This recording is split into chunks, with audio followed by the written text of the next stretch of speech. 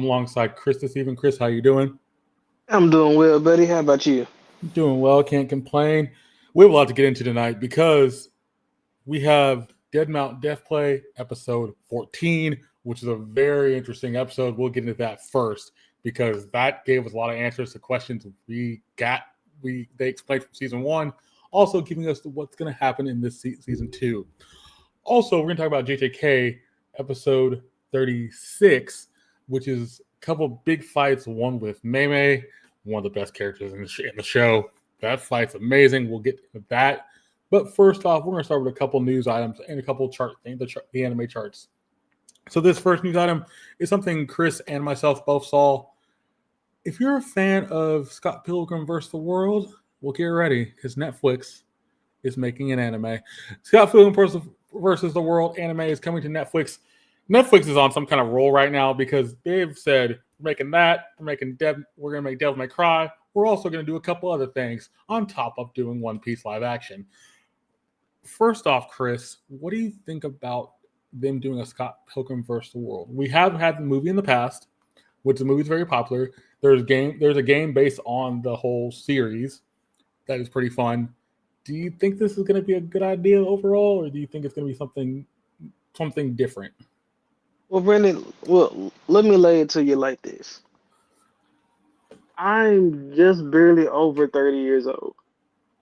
And Scott Pilgrim versus the World, the movie, is considered to be a cult classic, right? Yes, it is. Yes, it is. And a cult classic is defined as a movie or a thing that has a certain fan group through that stays throughout the years. Correct. Now, most things that are a cult classic are generally older than me. That is true. Yeah, that is true. So when I hear that Scott Pilgrim versus the World is a cult classic, I feel old. Yeah, yeah. But with that being said, if Netflix can bring in new life to it, maybe they can bring back my longevity. Maybe I'll feel my usefulness again if they can do it right. Yeah, I said it. Just because they did One Piece right, don't mean they can do Scott Pilgrim right. Yeah, and that's the thing. I'm kind of little bit worried. Because you did One Piece right. Scott Pilgrim's a whole nother beast. Because, like you say, Scott Pilgrim vs. the World is a cult classic. It's been a cult classic for a long time. And like you said, you're in your 30s. So am I. When the movie first came out, people loved that movie. That was one of the better movies they ever made, kind of thing. And it's weird because I don't think it's a bad idea for trying this. I will say this. So in the trailer, like Netflix trailer thing, it says, "Behold, the trailer for Scott Pilgrim takes off, and now I'm leaving you alone forever. A new animated series out November 17th." So this might be a spin-off of the Scott Pilgrim, versus the World kind of movie and stuff like that. So this might be a spin-off series with Scott Pilgrim. If that's the case, I'm cool with it. I would hope they would just make sure it has the same heart as Scott Pilgrim versus the World. If it's going to be like a spin-off thing. The other question I have, and it's something I brought up last week, and I brought up a couple times in the past couple episodes. Do you think Netflix is doing too much?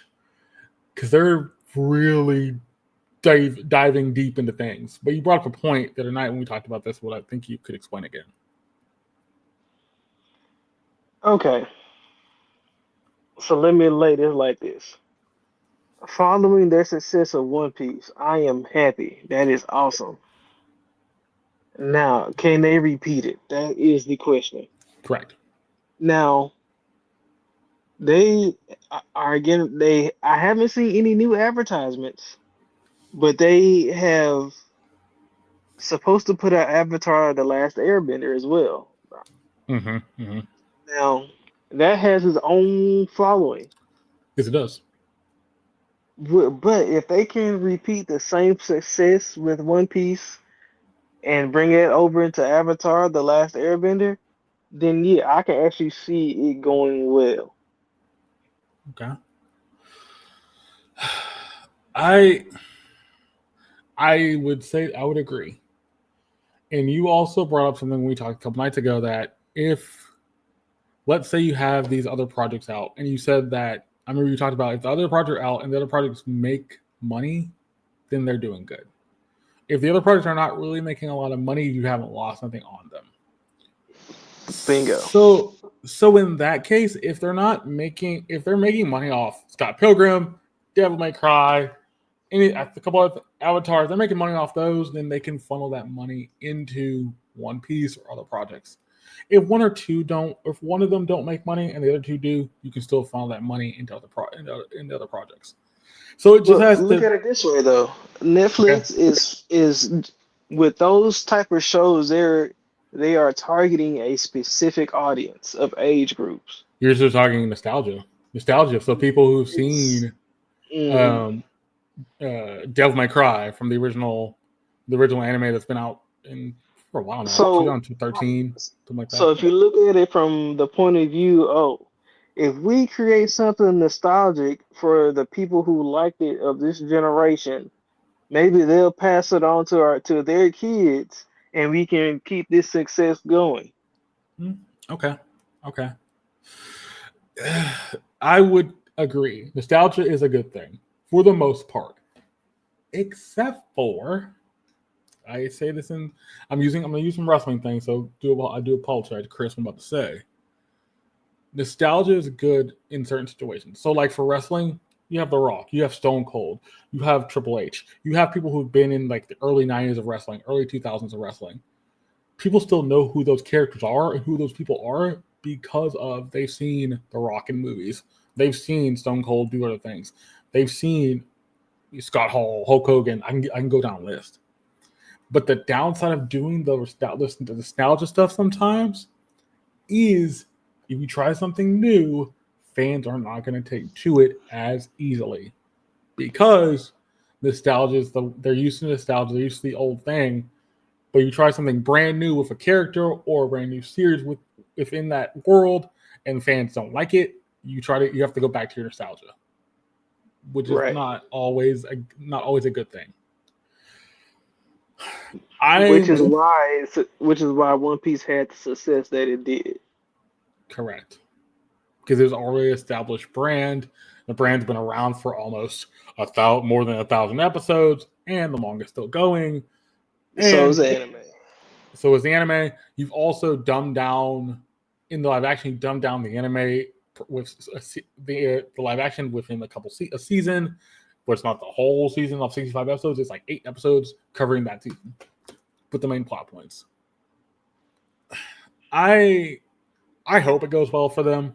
If Scott Pilgrim does well, I wouldn't be surprised if they try another adaptation of an older classic. I'm thinking Most definitely. like an Onimusha. I'm thinking we're actually getting Onimusha. Oddly enough, we're getting Onimusha. That is one on that. That is one they are doing. But like, I could see them trying to do. I don't know.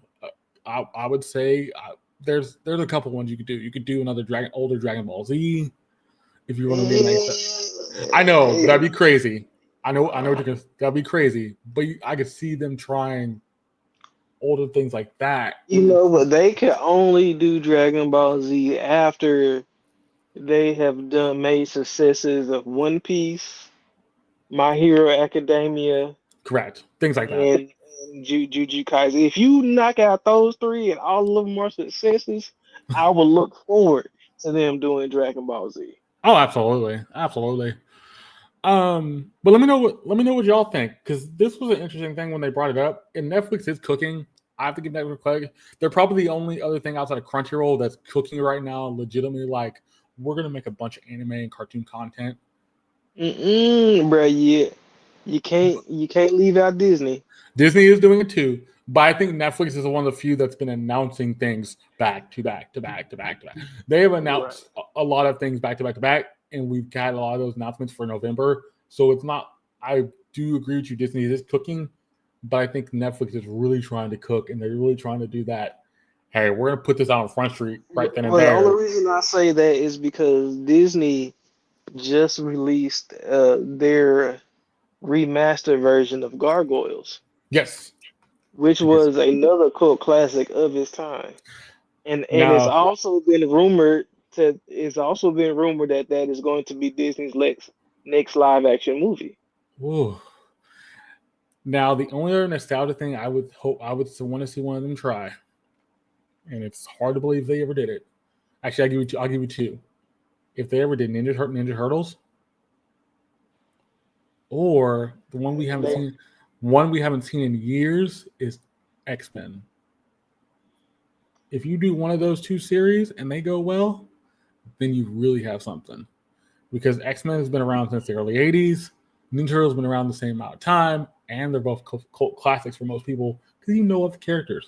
Maybe So so, but I only reason I have doubts on that is because there's still those licenses are still tied up between Sony and Disney, Sony and and I don't Disney, think Netflix don't want none of that legal battle. true, they don't. But I think that'd be the only thing that would really get me to say, okay, Netflix, you are doing a good thing. But hey, you never know. I give Netflix credit; they are trying things, they are doing things out the ordinary. But Um, look at but look at the animes that I said though. First, finish out One Piece. That if you do that, great. yeah, Then you put My Hero Academia on there. Holy if. Okay? Okay. And then turn around and do JJK? yeah, Bro, really? yeah, If they can, bro, see, Netflix could really go ahead and do those three and be set for the next 20 to 50 years. yeah. And see, a live action My Hero Academia wouldn't be hard, technically. Wouldn't be as hard because you could do. They've done. You remember the movie Sky High? Mm-hmm. That you could do a Sky High version of that. Basically, Well, the no, only they one that need to do My Hero Academia like My Hero Academia. well, that's what I mean. You do it, but you have a template with Sky High who have done a live action superheroes like movie with kids. Right. I think that's the thing. You have a precedent where you could do it legitimately as a series, and you have a reasonable reason to go through it. The harder one is JDK. I think the harder one to them for be JDK because JDK trying to do that in live action is going to be difficult. You have to prove out like CGI. the CGI, the spirits, all that stuff, the motions of them doing the curses. Yeah, no, that stuff's not going to be like greatly I easy. mean, that's why I say I think I named the animes from difficulty, from the Yeah, easiest to the hardest. because One Piece is the easiest because it's pirates technically, Yep. and Mm-hmm. that the only little you got to do a couple things. Minimal CGI. Minimal CGI. Yep. Very minimal CGI. My Academia is same easy. It's still easier than JDK, but you'll have some more CGI there and things you'd have to do. Mm-hmm. JDK and JDK is the You hardest. your actors will have to be more. They'll be doing a lot more stunts. Correct. It's not work. Mm-hmm. Um.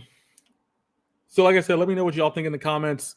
I want to hear what y'all think about that because I thought it was an interesting thing. Netflix is doing well. I can't blame them. Keep doing well. But now let's get into two different charts. So I didn't do this chart prior because I waited till it finished out. So the first chart we're going to go through is the top 10 animes of the season summer edition. So this summer, the summer 23 season ended from July 1st to October 7th.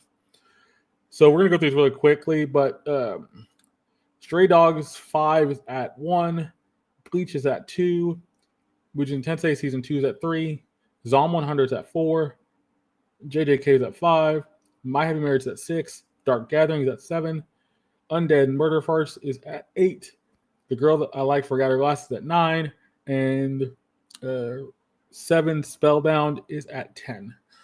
I'm gonna ask you this, Chris. Out of all this list, I'm gonna say these two exclusions because Dark Gathering and JDK are still continuing. Out of the rest of this list, what surprised you on this list that got in the top 10 of all season anime? Honestly, I'm surprised Zone 100 is still up there. That's the one I thought of. That's the first thing I thought of. How did Zom 100 stay in the get in the top 10? Because it had so Bro, many. because I mean, look, I admit that the anime was good and the live action was not bad. Not bad, yeah. Like, I'm not gonna say it was all that because they didn't exactly follow. the anime. However, they did put out a movie, a live action as the anime was going. So they were doing a lot, bro. Mm-hmm. They really was. Now I do believe maybe the live action has some kind of influence on that scale. Mm-hmm. Mm-hmm. Because I that's just how people are. People are people, Yep. Yep. and People. but the other one, I'm surprised that it beat out JJK. That's the other shocker to me. JJK That part. got beat out in the summer season, but JJ did come out late in the summer season. JJK officially came out. I don't care. It was the fact that it was JJK. Yeah, that's the problem. It's the fact that JJK. I'm not the top three. I can't argue with. Stray Dogs. Stray Dogs in the back half of the year was actually really good. Stray Dogs hit number one about 4 times in the back half of the anime charts. See, now I'm gonna go watch it. Bleach, not surprised by. By the way, Mm-mm. Dion's a huge fan of Bleach, and he kept telling he was happy to see Bleach up there. So that one I'll give you. Bleach, you're doing good. Cool. Bleach at 2 Remember, I sat and watched Bleach from episode 1 through to that. all the way to its current season, back Correct. to back, sitting. Like, nah, bruh. Like, that deserves its spot, and I see why it's one of the other three, one of the big three. Uzinshi Tensei, I'm not shocked it's at 3, but I am shocked it's above Zomp and JJK. Because I think when Mugen Tensei, it had that weird thing of where some episodes were really good, some episodes were okay, some episodes were kind of just out there weird. People didn't like the idea of certain episodes, so it never dropped out the top 5 very often in the charts most of the time. True, But it was also kind of but like, you're skirting lines. okay, I I'm I'm not surprised. I'm not at all because Jabba's reincarnation was good both during season 1 and season 2. Mm-hmm. And no matter of how weird it got or how what they call it sexual situations that they brought Yeah, up, cringe. Yeah, that cringe. The cringe you got. Yeah. it really was, even some of the cringe parts were all in good humor. However, I think the only reason it was able to beat out JJK and it was because JJK, like you said, it barely came out, right before the seasons really started, Mm-hmm. or right as the seasons were just ended, and then and then Jobs Reincarnation had 2 seasons. It was completing 2 seasons. Yep. I can see it. I can see that. Okay. 4 episodes versus a whole season coming behind it. Yeah, a whole 2 seasons. Yeah, I can see that. Because at that point that means that Job as a Reincarnation has just as much seniority as JJK. It does. It actually does. You're actually right about that. The other one I think on this list that I thought probably should have done better, and I think if I was to be kind of critical, I would say I think My Happy Marriage should be at 4. I think you should have flipped My Happy Marriage and Zom 100. Just because I think My Happy Marriage was better overall for most people. And the only reason Zom 100 is probably up there, like you say, the live action, the first couple episodes of Zom 100 as the anime were really good. Then once it got delayed, a lot of people fell off watching it because it got delayed so much to the point where when it did come out, it got cannibalized by other shows. Jobless, Stray Dogs. People fell off and watched those other ones more often. We don't even know when we're get the last couple episodes of Zom 100 because we're missing 3 episodes, I think that they said. So that's going to be a while till we figure that out. But I think the rest of this list, I think Dark Gathering is continuing. That's been pretty good for most people, I heard. Undead Murder Farce, I'm surprised it stayed in the top 10. I think that's because it's a mystery thing. It's a mystery anime, and it's actually a really decent mystery anime, but it's a like whodunit, basically. The Girl That Forgot Her Glasses, yeah, it's in the top 10 for most weeks. Pretty decent one. And then 7 Spellbound, not a bad one.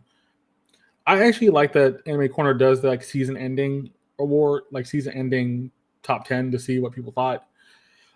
I I'll be interested when we get the season ending of Fall. That's going to be the big one.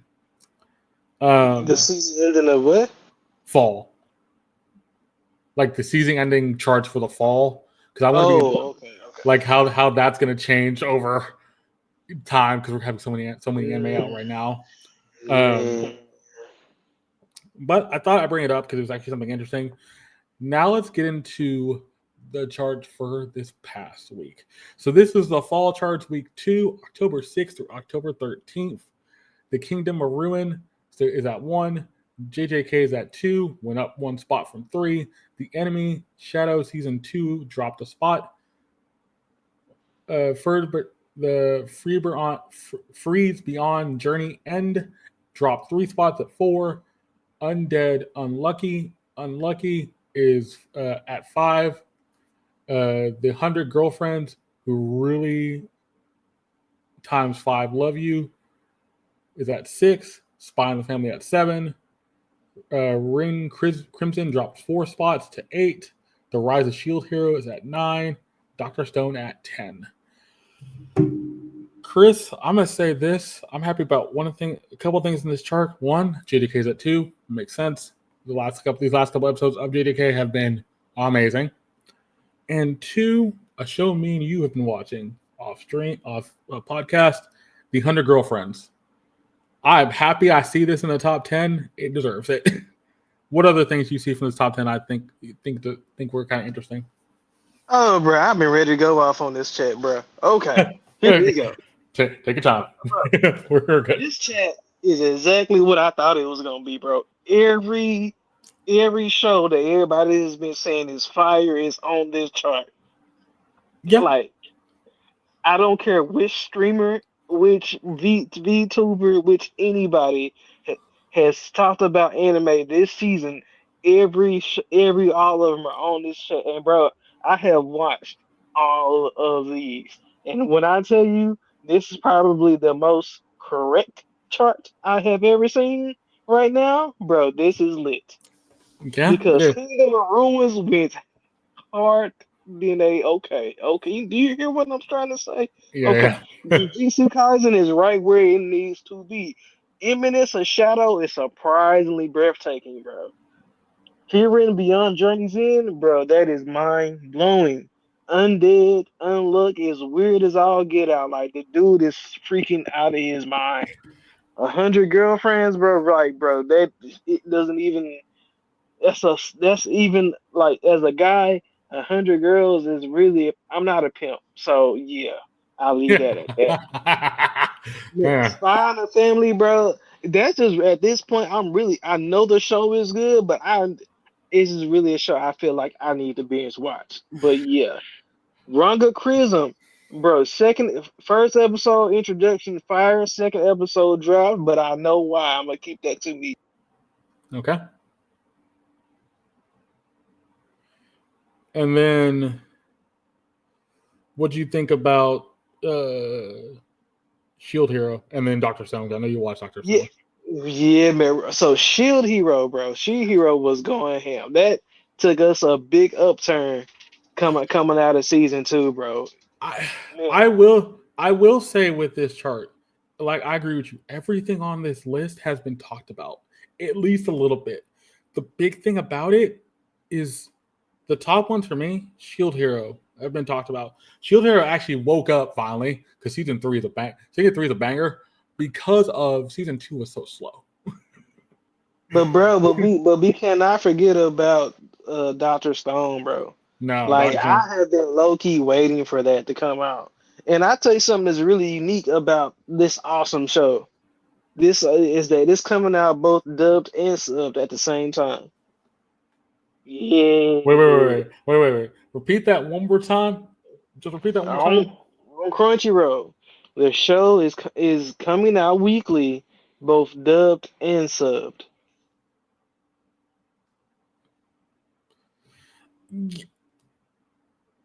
That how? Because that's not possible normally. No, but look at it this way. Have we ever thought about why they waited so long to debut the first episode of the season for Dr. Stone? Oh, you might be right, actually. because we're going into the third or fourth week of the fall season, and they're just now debuting their first episode. But let that be accredited to how fire the episode was. That the first episode is on the list of the top 10. Yeah, yeah, you're right. Okay, you're right. The first episode is on the top 10 of other episodes that have begun to establish themselves. And honestly, bro, if Dr. Stone hadn't debuted it, I think Shy would have taken that spot. Yes. So I'm gonna bring this up because I did look at the whole chart. Shy is at like, or what's in order? Shy is 13. Berserker for Glutton is like 50, like 20 or 18, 20. And then Shangri-La is actually Shangri-La is 20, and then Berserker Glutton's like 30. It's weird how there's a lot of good in this season, and it's so hard to pick between stuff. I'm not surprised that Shy stayed like at 10, like 12, 13, that range. Because if we, like you say, if Dr. Stone didn't come out, I think Shy hits the top 10. Yep. If you don't have a banger with Shield Hero or a Spy in the Family that's good, I think Shy hits the top 10. Ultimately, I think this chart's going to change again, where we see things like Shy get up there finally. Because episode 3 of Shy was something. Episode 3 of Shangri-La was something. Episode 3 of Berserker with Glutton was something. And it's weird because, and I watched the video earlier from a YouTuber that actually talks about the season anime. We've had, so there's 29 returning anime from with new seasons. But there's over 30 anime that are brand new this season. That's a lot. That is a lot. That's not a small thing. Compared to last season, I think that's more, because I think last season we only had like 20. And you can tell this is probably the first season where you have, and I'm gonna say it like I said it, banger after banger after banger. Nothing is not hitting. Yes, everything is not. Is everything is every show for everybody? No, but I think there's a show for everybody in this season. Yep. I will agree with And that. and that's the big thing. So I'm gonna roll into something because we're talking about Shy, we're talking about Berserker Glutton, we're talking about Shangri-La, we're talking about JJK, we're talking about Spy in the Family, and I'll even add one more to this. We're talking about and we're talking about Hunger Girlfriend. So I'm gonna add Hunger Girlfriend. I'm also gonna add Girlfriend to this. Mm-hmm.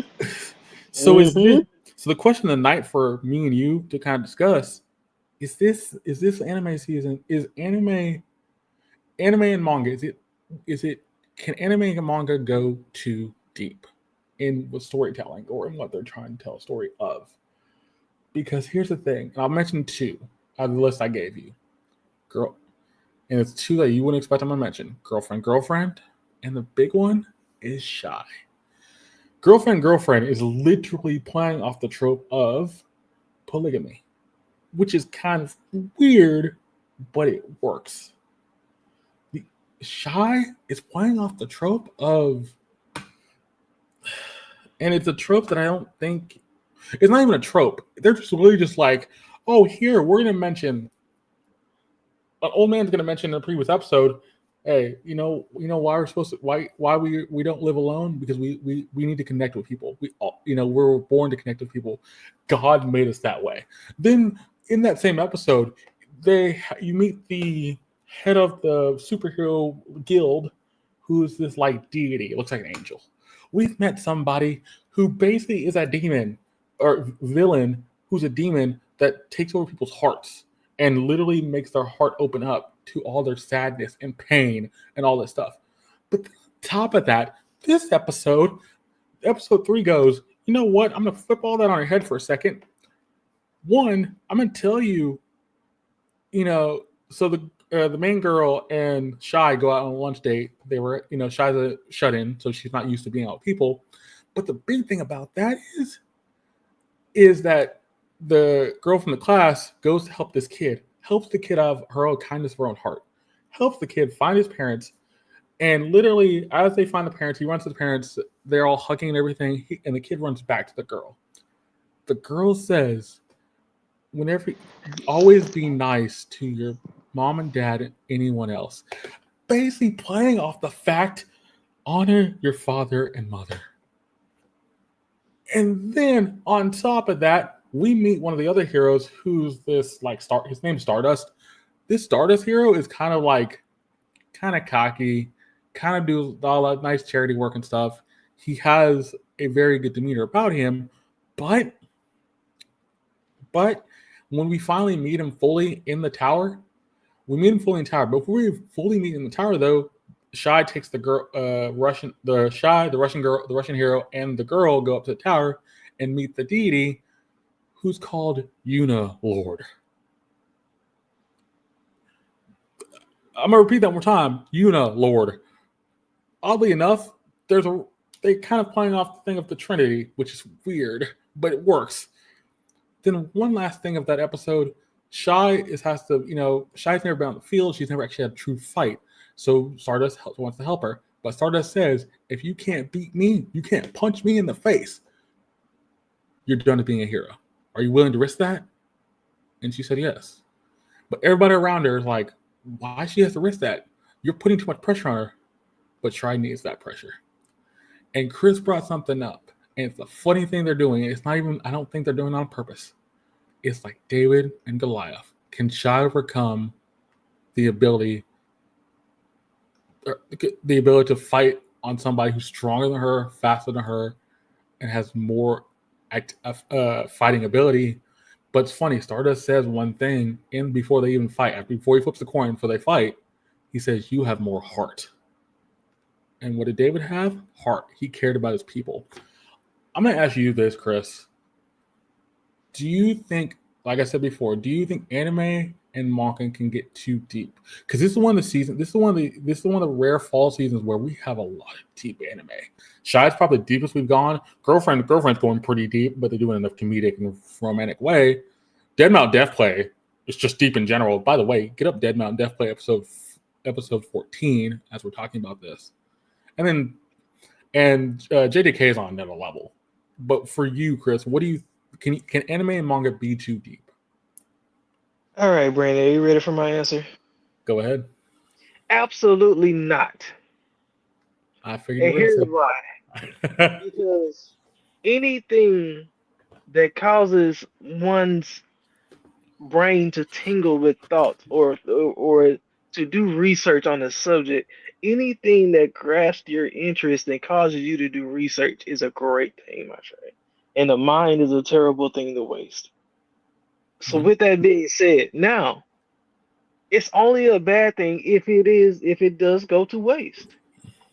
You can be what it's like there is no if I am never going to take somebody who has no interest in music and I'm gonna take them to a concert.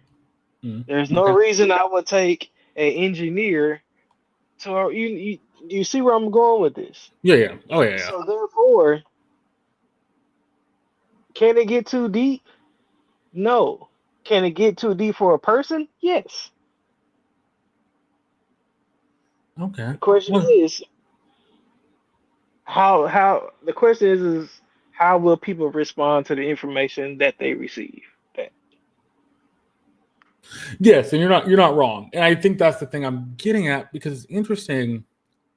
When we watch the second episode of Shy, and I'm gonna give Chris a lot of credit for this, he literally started pulling things out that they have said that I've proven they are actually going with and they're not outside, and it's funny, they're not outright using religion, but they are doing is using basic human things, like we're not really meant to live alone. We're meant to be around people.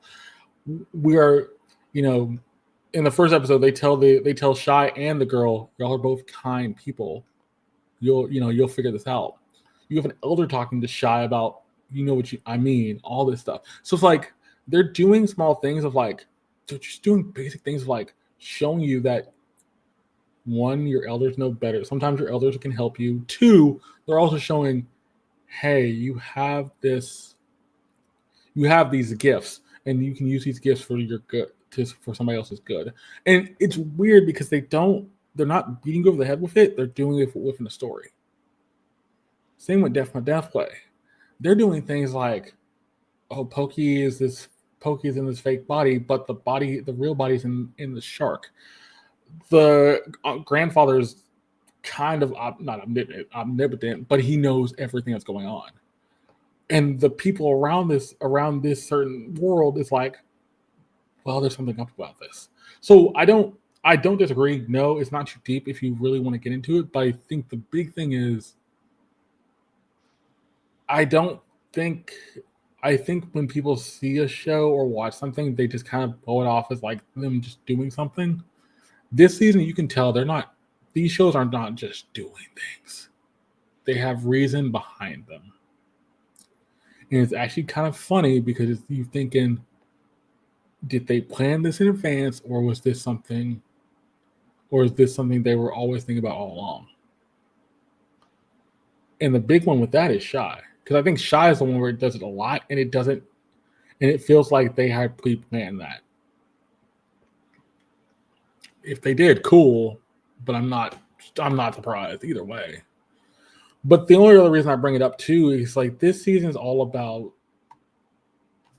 the one about the elf girl. I forget how you say the full title, but like I know people talk about that one is about where she's trying to figure out what humanity is all about after being with this party for so long.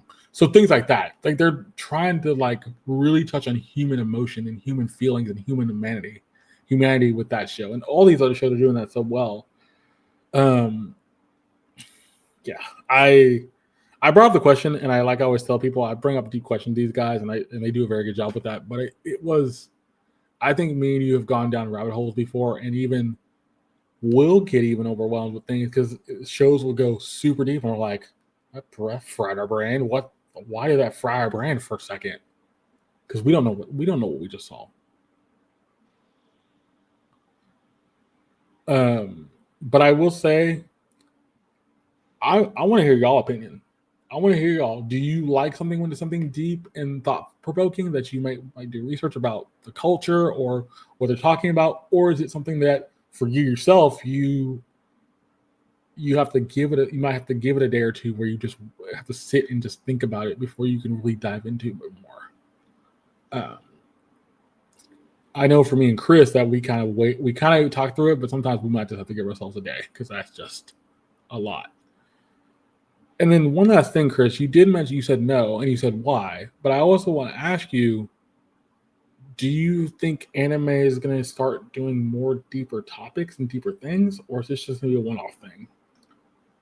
Well, I think anime has always done deeper topics and deeper things. It's just that, there are some things that catch our interest more than others, Mm-hmm. So like take Psychopaths for, like it's a really good anime, but it's one of those ones that really make you think. Like honestly, I don't think I could binge watch Psychopaths just because it's so much to analyze. Mm-hmm. Mm-hmm. Mm-hmm. But just let that be a testament to the kind of anime that it is. I personally don't watch law enforcement shows. So the only reason I was watching Psychopaths is because of the twist of it. So as soon as they get Mm-hmm. into all these different types of laws and things like that, they lose my interest. Lose your Therefore, interest. as deep as they may go, I'm losing interest and not paying as much as attention. You see what I'm saying? Okay. So it's a balance of like going deep, but also keeping you engaged. Right. If you can keep somebody engaged and keep them watching, you're gonna have more easier time with it. Okay. But engagement also depends on a person's personal interest. Correct. So if you're not personally interested into it, you're not going to stay engaged. Even though it might be something everybody's talking about, you're still not going to stay engaged because you think it's not that worth to stay engaged with. It's not worth to stay engaged into the anime or the manga. Correct.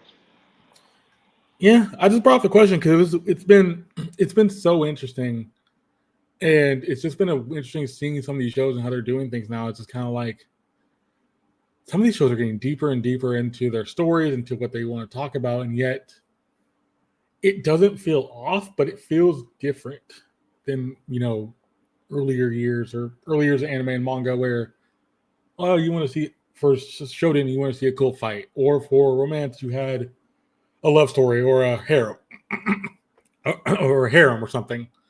Now it's really like psychological and really just kind of deepening your thought process of what the anime is trying to do or the manga is trying to do. But let's get into Dead Mountain Death Play episode 14. So we're gonna do something a little bit different with with this episode and JJK. For this, for Dead Mountain Death Play going forward, I'm gonna go through the whole episode. For JJK going forward, I'm gonna mainly do beginning, middle, and end. Because with JJK, we're about to get to a lot of fights and things. Not a lot of story. There is story in there, so I'll mention the story as it goes. With Dead Mountain Death Play, it's a little bit harder because they do a lot of talking, and there's not a lot of fighting in this, but there's a lot of story stuff in this. So the story has to be kind of covered. So I will cover the story of Dead Mountain Death Play and kind of give you like top down things as much as possible. And then with JDK, I'll just kind of cover beginning of what's going on in the episode, middle episode, end of episode, and then any plot point things. And Chris will fill in gaps as we go along for both things. But I will say 3, 2, 1, and then we'll get going. Chris, you ready? I'm ready. All right then. 3, 2, 1. Let's go.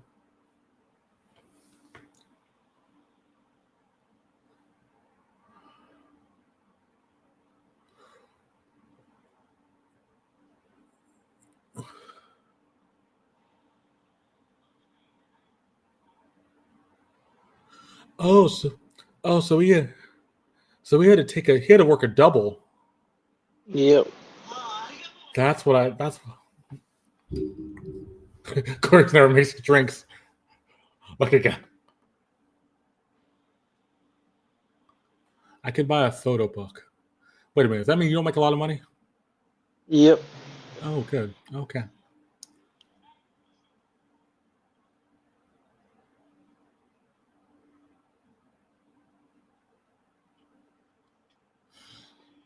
So wait, is that the first handling of like that dude got killed? This is a foreshadowing? Yep. Huh. It's funny. They foreshadow that dude died, but they don't really say.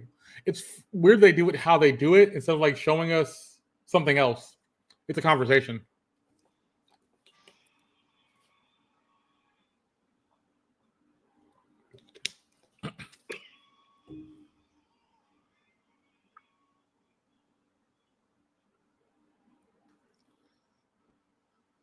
Man, this song hits. I noticed they got the dude from JJK's younger brother in this show. Who was that? He's the guy with the white jacket and the cheetah tie and blue shirt. Oh yeah. Okay, Hmm. that is weird. That is weird though. You use like the same kind of model, not model, but it's like same kind of look, similar one Well, look. well, if you really want to be honest, their stories match. Yes, they do. Because remember in the other show in JJK, he said he used to work in the office. And this girl works for the police station in the office. In the office. Yeah, yeah, And what is he doing? Working paranormal crimes. yeah. Yep, fair enough.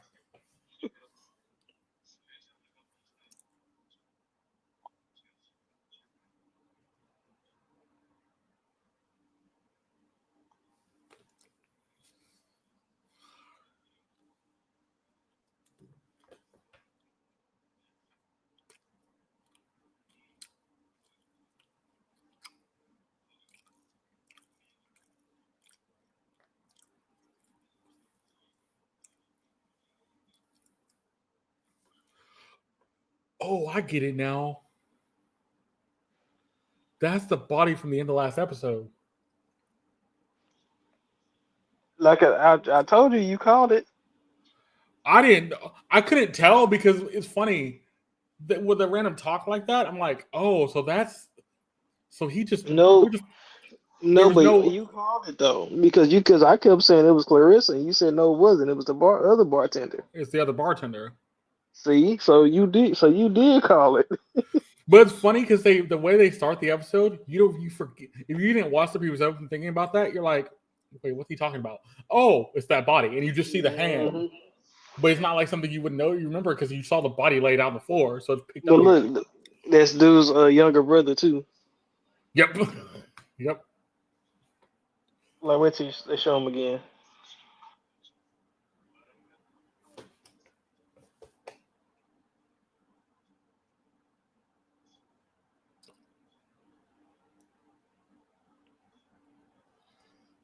They're talking about Tech Dude, by the way. Yeah. So that's the one part of the puzzle we haven't seen yet, or we haven't figured out yet. Yeah, why is he no Tech Dude? That seems kind of Well, interesting. everybody knows Tech Dude. Yeah, everybody knows Tech Dude for some reason. The dead body.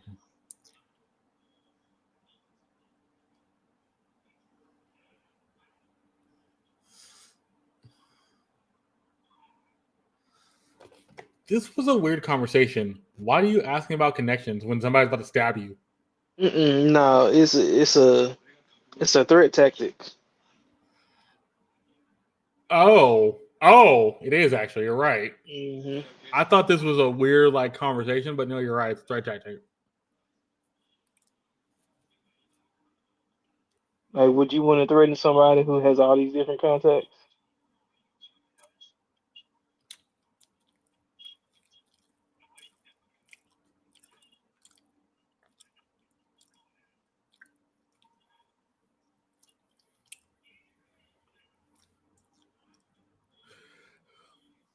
If you know an Undertaker, oh I do. Oh I do. Oh wow. All right. Yeah, you pretty much did tell Hmm. him I have the ability to know Undertaker, a karate master. Yeah, that's kind of wow.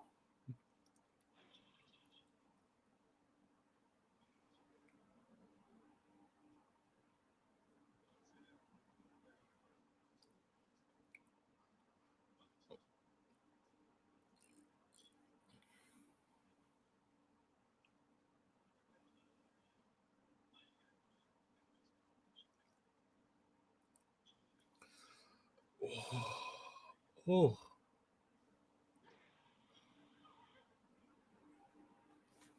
I love that small detail. He's trying to say we're sorry, but Don't kill us. he's bleeding out, so he's like Mm. he cannot speak it normally, so it sounds muffled. That's actually a really good detail. I actually like that because it wouldn't make sense. He would have said that normally if he was bleeding. Right. Right.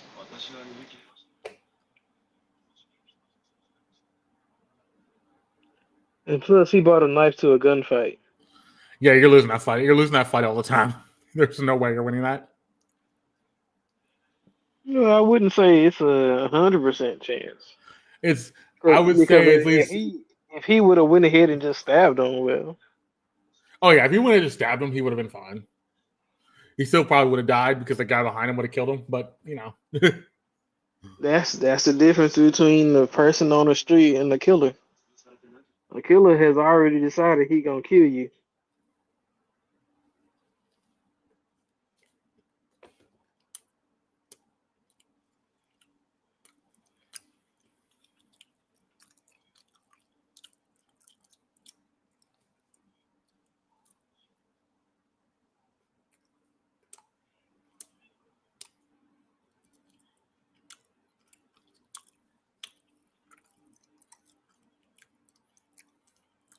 My brother, what are you eating? This sounds good. I'm sure it's a sugar snickerdoodle cookie from Tiff Treats. Oh man, that's the good one. By the way, are they gonna explain how his spirit's out of his body? No, Okay. he's dead, so his spirit is just out. You know what I'm saying? Okay. That is kind of he's dead, so the spirit will just be out. But his spirit would have ascended at that point though, not stayed there. That's why I asked that question. Nah, but he has regrets. He didn't live a full life. Mm. So he's from the bar and Pokey doesn't recognize him.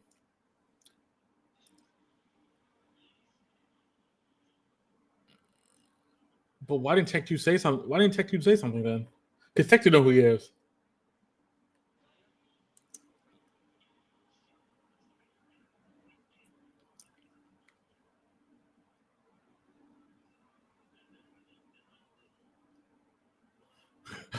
I love the fact him and Tech 2 are both like, if we got back to Carice, we both be done. I'm like, wait, what? Why is that your first thought?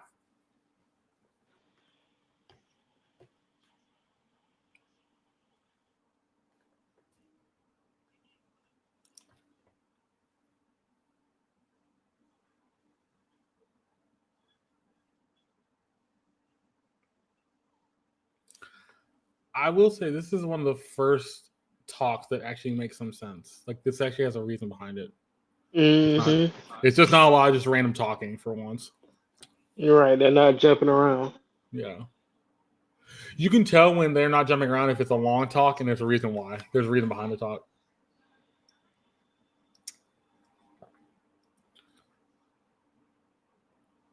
Somebody sneezed.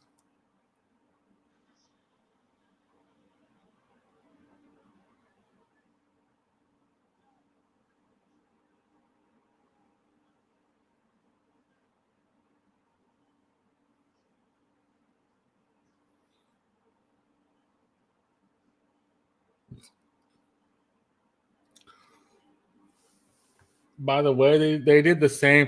They did the same trick they did a couple episodes ago, where the blonde haired cop talked about Clarice, and he said the only person that knows is her. She says the only person that knows is kidnapped, which is the guy sitting in that chair right now. I love that.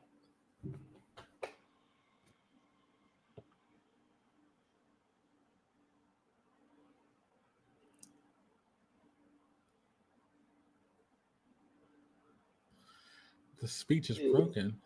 Oh yeah, he's dead. And see now, little misreported girl done stumbled on something that's bigger than her bridges. Correct. Yeah, which is so weird. Why is she getting in on this? What she wants? She wants fame out of it, but she better go in too deep. Yeah, that's what happens when you start reporting on stuff. You realize you might get in on something over your head.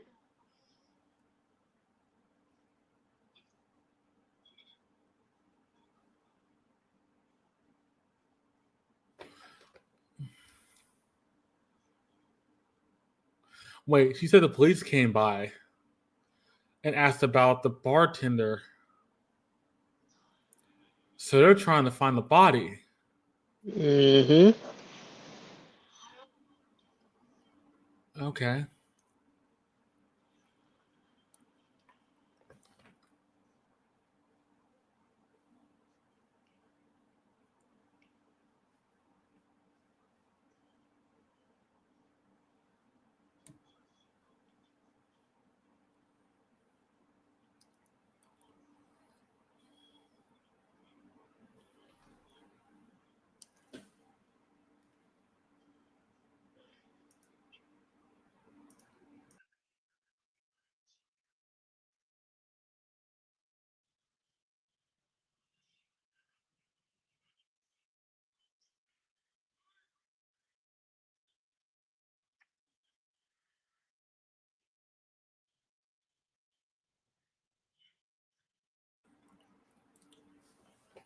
The weird thing about this scene, we see the police chief headquarters and the guy talking, the police chief.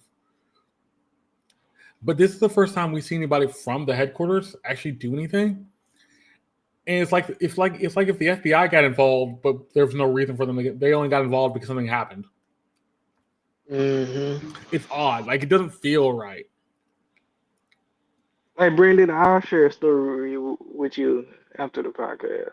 Okay.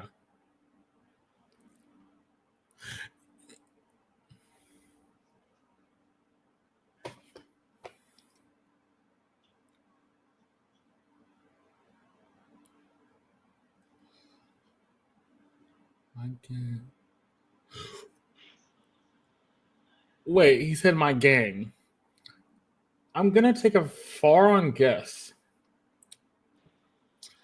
Is that the same gang we've seen in season 1? I think so. The one he's at the bar, right? And he ends up like punching all those dudes out. I think Yeah. that's the same one.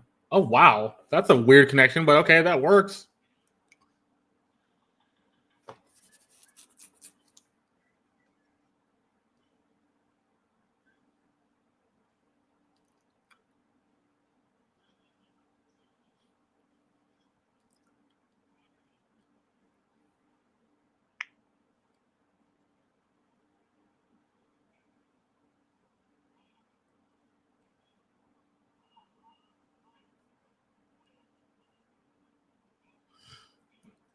They say mugging case, not murder case. hmm It was a murder. He wasn't mugged. but that's what I'm saying. Like they don't know there was a murder yet. That they just saying it was a murder, just to have a reason to search the house or search the premises. The member said that they think that the mugger was hiding out there. Oh. But where they're hiding out, they're in the other building across the street, basically. Based on like the geography is right. No, they ain't in the right place.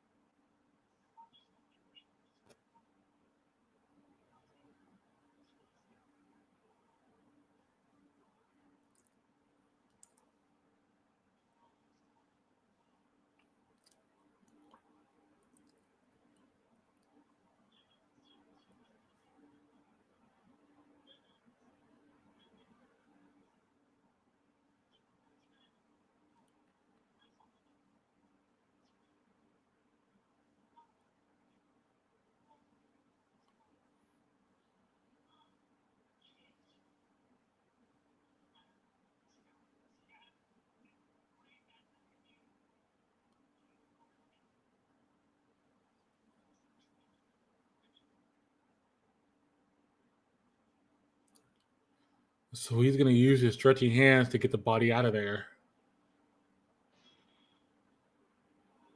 Now remember he used something else. Oh, use something. Oh yeah, he did use something. Okay. Oh yeah, he's just skeletons. So he used his power of using the skeletons to get the body out of there before they get down Mm. there. Yeah. So that's when So when he's saying his hand stretch, he mean his power stretch. his power stretched. Okay, that's a good detail that his powers are getting stronger. They aren't hmm just limited by his use of what's around him. Now it seems his powers are affected by the people that he's targeting. Correct. So he can't target somebody he thinks is a friend.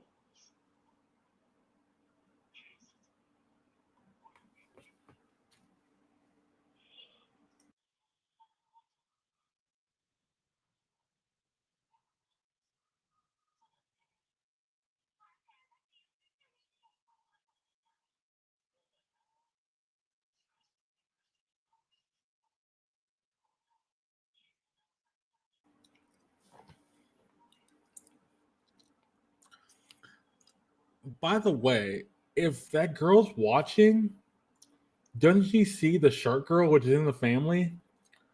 So she wouldn't go attack them just randomly. I would assume, right? Yes, you are right, but that's what I'm trying to figure out. Because she would have saw the girl with the shark thing, right? So it's like that doesn't connect.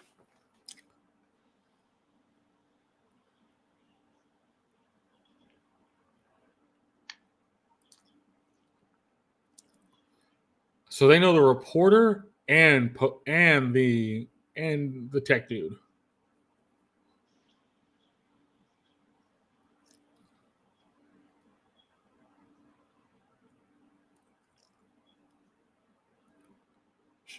briefly.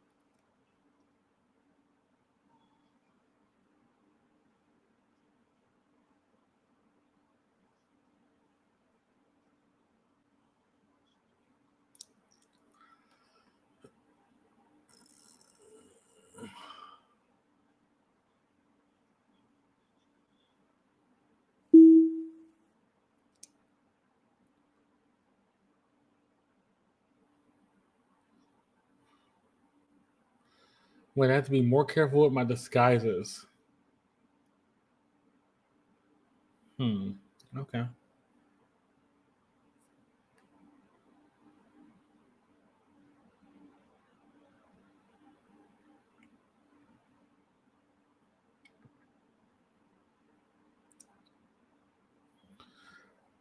You were a very weird henchman.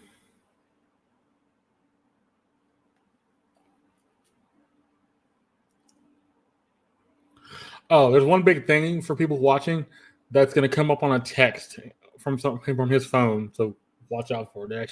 It's super quick, but actually has a reason behind it.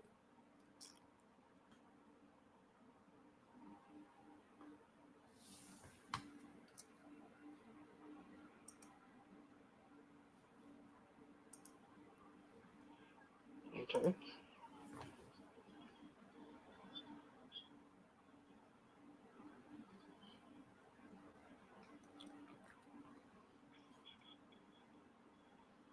She is too obsessed with sharks. Sounds like a person I once knew before. This is where the text pops up. It's super quick. Man, that was quick. Yeah, it's less than less than like a couple seconds. It just pops up real quick, it pops out. Well, I'll explain it because it's actually kind of interesting.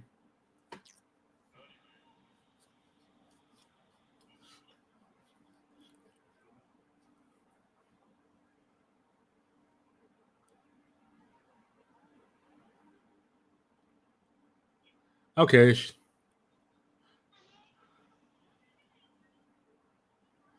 She's too smart for her own good. Ooh, they just said they're in Shinjuku. Okay, never mind. Yeah, then Shinjuku. Who's the girl? She's no amateur. Where's the place that's taking place in JJK right now? Shinjuku.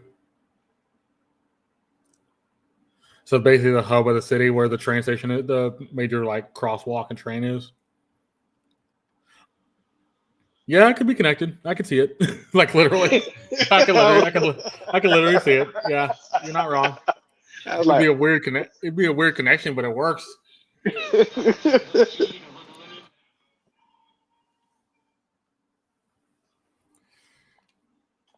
All right, so that is episode 14 of Dead Mount Death Play, The Corpse.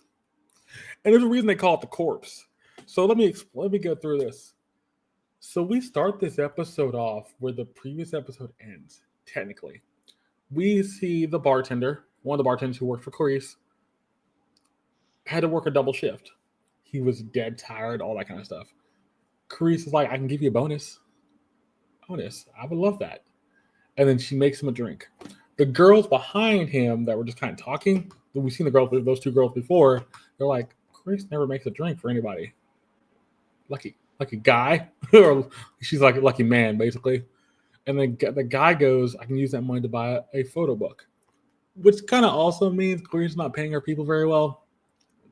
I'll get past that for a second because it doesn't really have anything plot for the story. But then we see the lanky snake-like dude and the guy with him. They have the body from the previous episode. if you blink and you miss it, because the body, they show us the body at the end of the previous episode, and then they talk about him working. They talk about him working a long shift. You see the body again because you see him open the bag and you see a hand that's kind of bloodied. That's that dude. And Chris is right. I did call it. It wasn't Carice. It's one of her bartenders. So then we cut to the trio. The trio's talking. They're about to have somebody come in to do to tell their fortune to. It's the bartender from that bar, the one that worked the double shift. So then they're about to start the whole process. Now, this whole conversation is actually one of the few conversations that actually has a reason behind it. One thing about Dead by Death Play you'll figure out pretty quickly, if they don't cut away super fast, the conversation has a reason behind it. If they cut away quickly and not a reason to cut away, if there's a reason to cut away, they will. Because their dialogue doesn't have a purpose. So this conversation basically like, so Pokey asks, what do you do for a living? And he says, I can't, if I tell him that, he'll figure out that I work for Clarice and I'm part of the bar. And so he kind of just like, I'm nice to meet you and all that. Tech dude goes, wait, Pokey doesn't know? And it's funny, Tech dude says, I'm not going to tell him. So Tech dude knew it was the guy from the bar. Tech dude also knew what was going on, kind of. So then they're about to start everything. The reporter girl's like standing over his shoulder for a bit. Then after like the beginning talk of this, we cut to Carice. Carice and her people at the bar are like, we need to figure out what's going on, what happened, why is this happening? They have a little meeting. The security cameras had nothing on them. And Carice is connected with the Pokey thing. The Pokey thing that happened at the end of episode season 1. And Carice already has sent 2 of her men to go to the guy's apartment to see what went on. So we have a reason. Even Carice is kind of wondering what's going on. So then after we get this, we cut to the cops. The cops are like, all right, so we have some stuff. We know somebody's involved. We know something's up. We don't have much else. The black-haired guy says the name of the tech dude. Again, does everybody know who tech dude is? Kind of weird how he knew who tech dude was. So he says the same to the tech dude. He's like, I think I have something. We need to go check it out. Then we cut to, we're cutting a lot. This is where it cuts a little quicker. We cut to back to 2 guys. The 2 guys are getting the body downstairs. They hear these guys talking. They go to these guys and talk to them. And the guy gives this speech of like, do you have connections? Because I can drop you where you stand. But if you have connections, I won't hurt you. I have connections to a world-class karate fighter. I have connections to an Undertaker. The guy asks, you have connections to Undertaker? He says, yes, I do, which is legal. And I have connections to all these different things. But you have no connections. You love to hate. You love to mess with women. You love to do all these things. And then out of no fault of their own, he just shoots them, all 4 of them. Shoots all 4 of them, leaves them laying, leaves them to suffer. Doesn't kill them, leaves them to suffer. Then one of the guys, in like this weird way, he's like bleeding out, and he's like, "We're sorry." And then the guy just shoots them again, and kills them. Pretty cold scene. By the way, that seems cold because I think the way they did it, it looked really interesting. It was really well done. 2 dudes against 4. The 4 could have took them both pretty easily if you would have just stabbed them right away, but you didn't.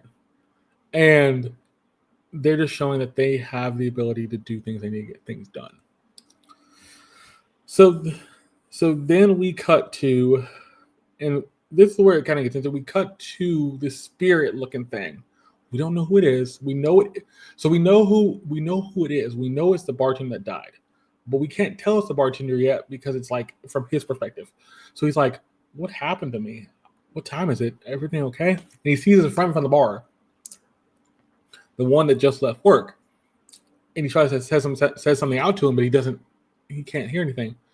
Then they do a really cool shot. He looks down, but blood is coming out of him. And he's kind of like, what? Why am I? And they pan out, and you see the spirit of his body, and the head off on the floor. Looks amazing. Looks so good. Then we cut to back to the trio. The trio's asking more questions, trying to figure things out. But as that's happening, Pokey figures out, oh, was it a coworker? He asked his coworker, and it was. So you see the spirit of the coworker come into play because he's behind his behind his other coworker who's alive. He says, I got killed. He's trying to communicate with Pokey and tell this dude I died. Really well done. Really, really, really interesting. I loved how they did this. Then we end this little section off. We cut outside because we see the top bodyguard walking back with some groceries in the rain. He's kind of like, I don't really want to go talk to fake Pokey. I have no reason to, but I'll do what Master says. So he's walking back. He sees the two cops, blonde hair cop, black hair cop. They're about to go into the building. Before they are about to go in the building, we cut to their perspective. So they're just talking about to go in the building, do their thing. And then we see some men come up from their left-hand side in suits, higher ups. You can tell they're kind of higher ups because they're walking pretty gingerly. And the blonde hair cop's like, whoa, what are you doing here? We're here because of headquarters. There's a mugging. We need to go find him. We need to go find out if the body's in this building. And they're like, what? Why we weren't told about this? Because it was something that just happened. Which is funny because the blonde-haired and the black-haired cop have something they think it didn't really happen.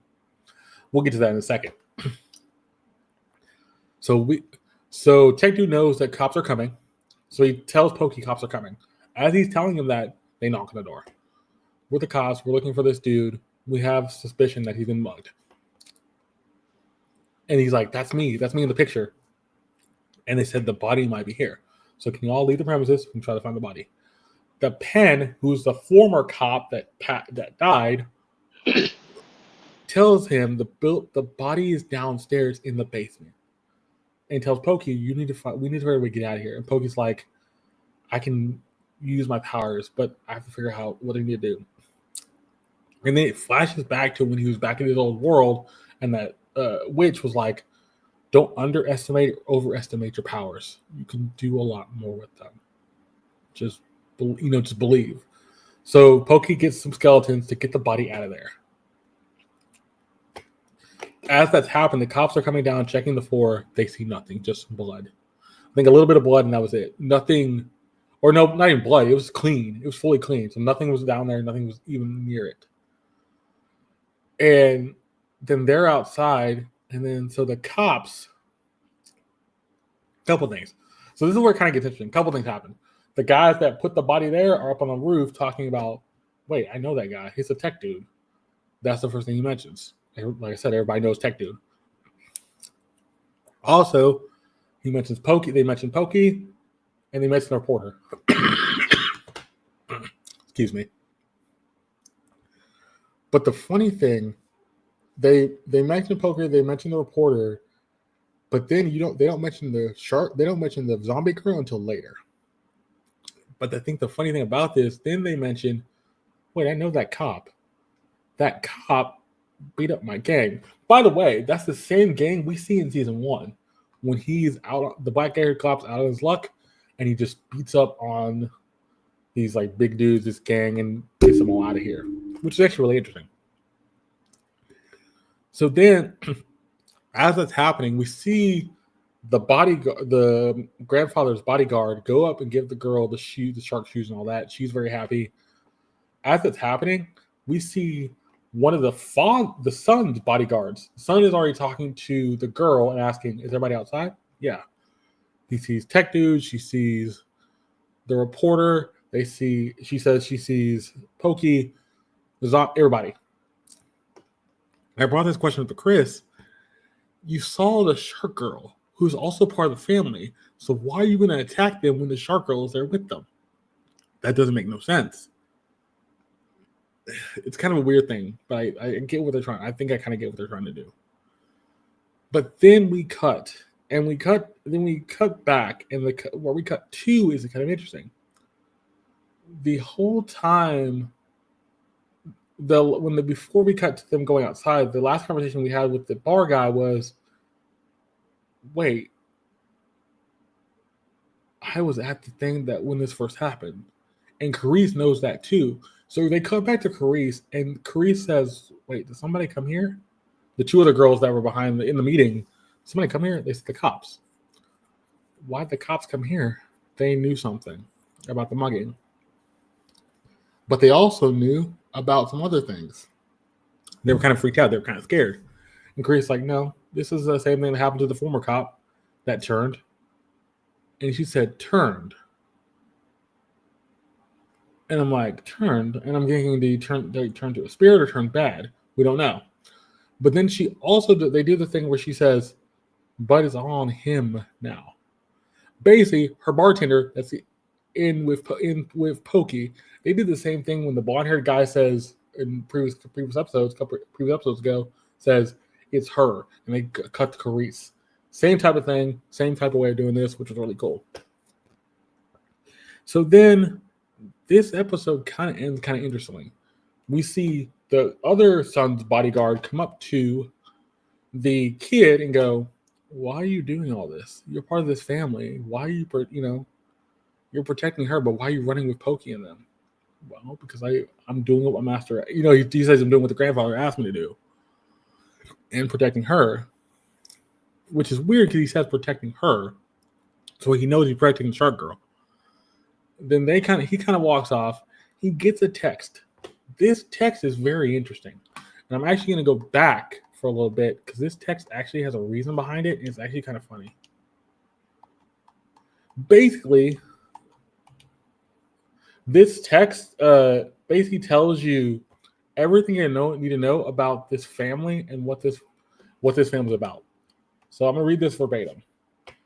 Dear little brother, please don't say such sad things. Whether dad or the big lug says, I at least love you, love you, love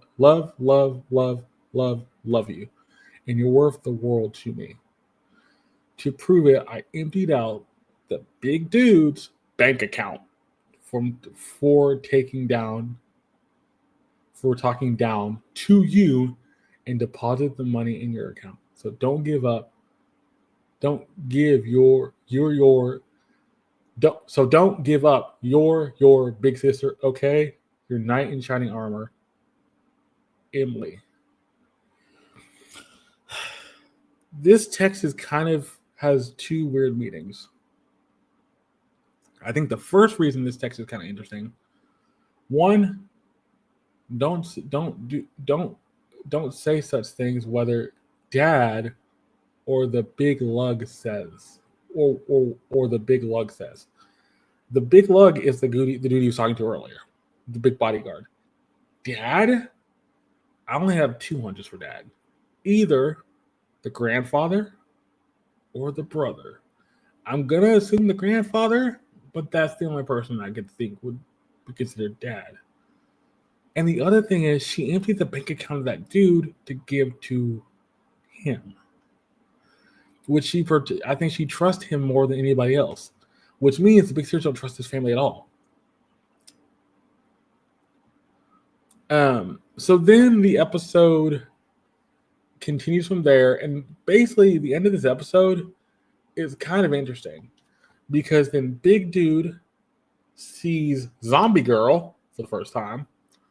And they have a little chat. And Zombie Girl pretty much says, why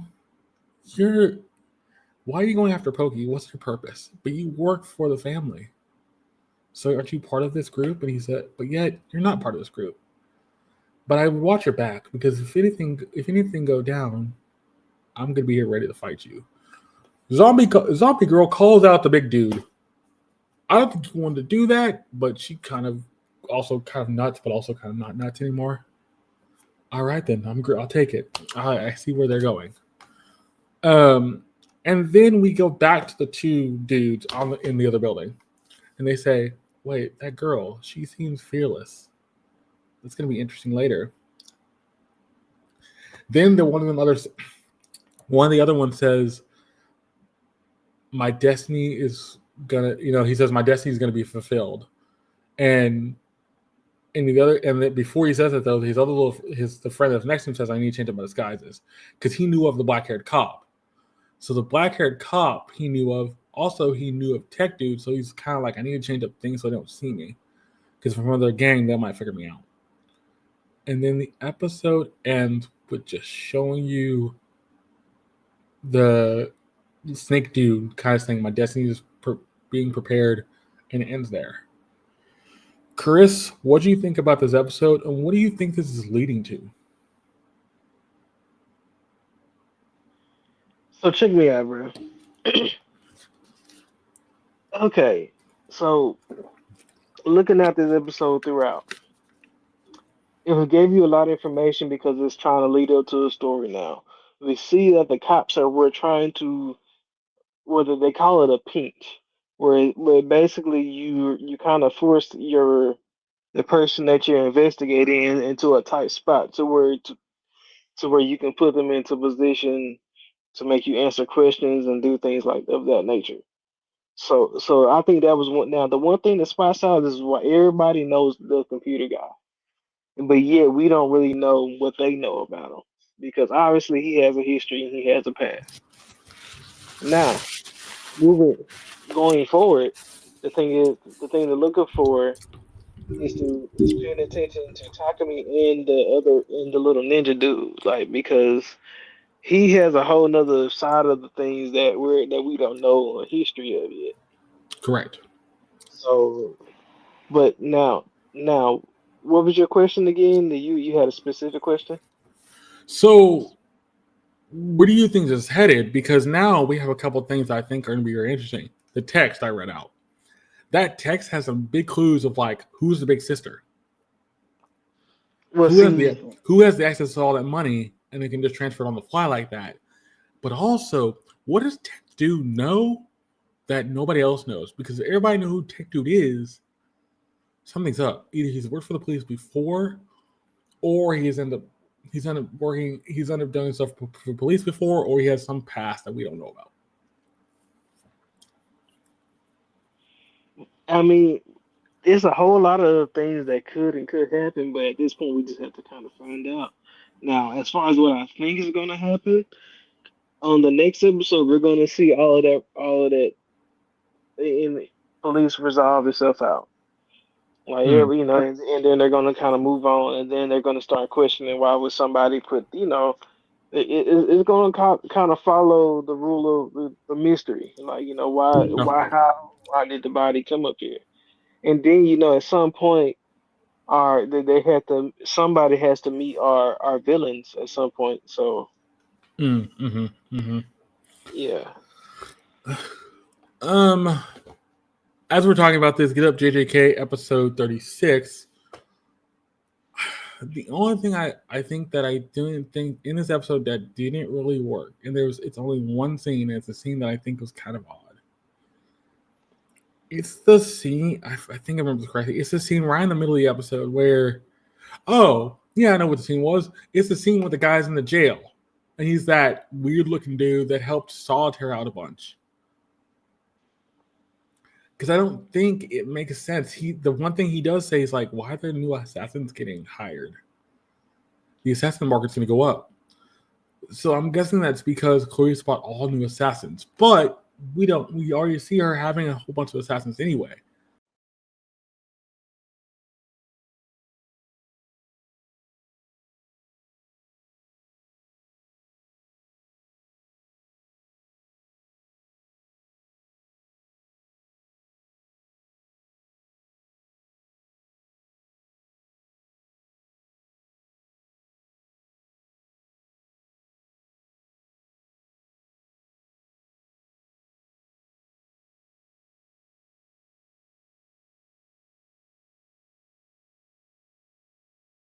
I don't think you need.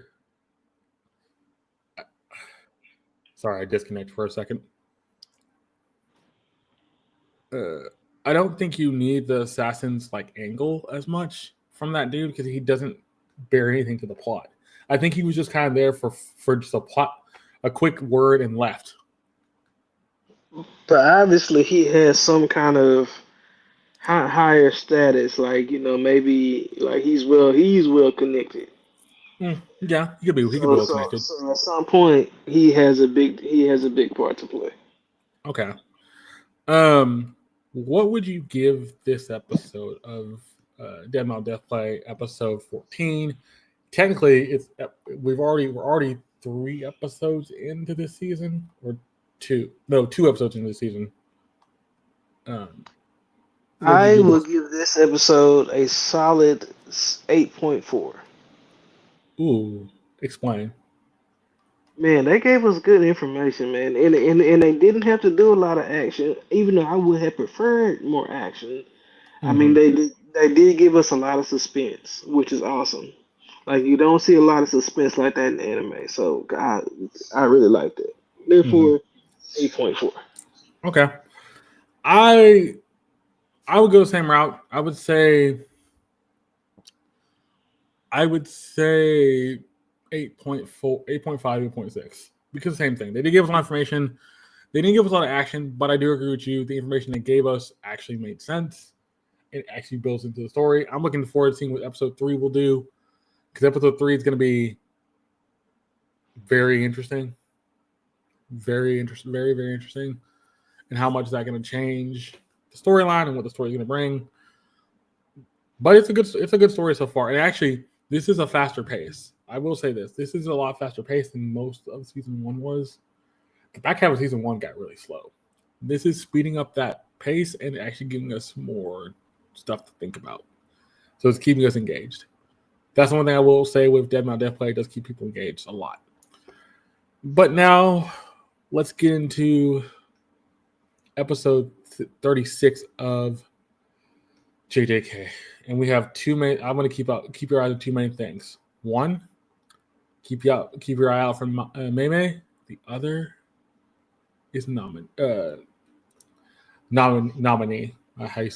guy that's in the suit with the Nanami, tie. yeah. Nominee. The guy in the suit. Because those are the best two fights, and they have explanations for both. So those things you want to look out for. There's a little bit of story here. It leads out of right after 30, 35, basically.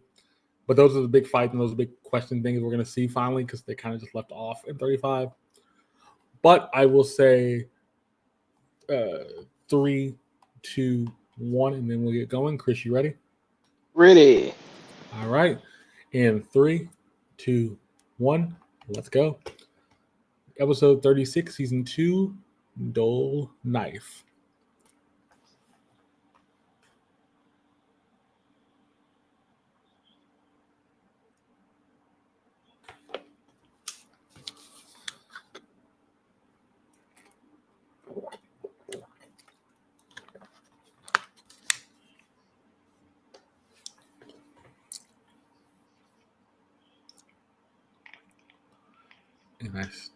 And it will simply.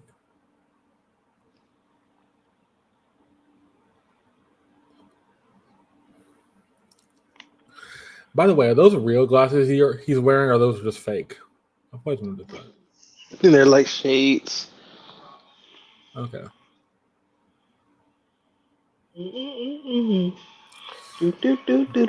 Man, this song.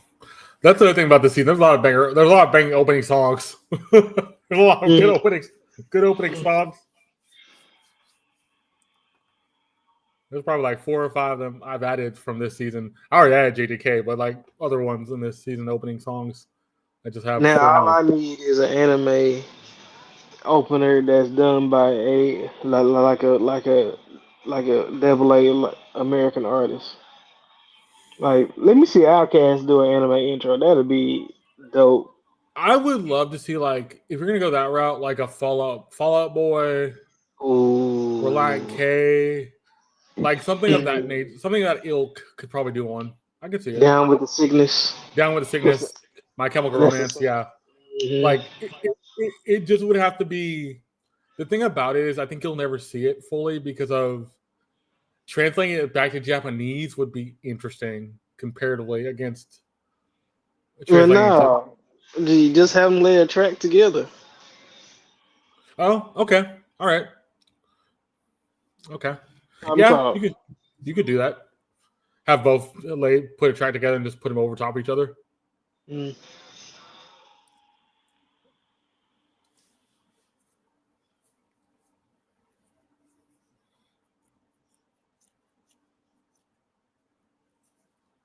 Manipulation of crows.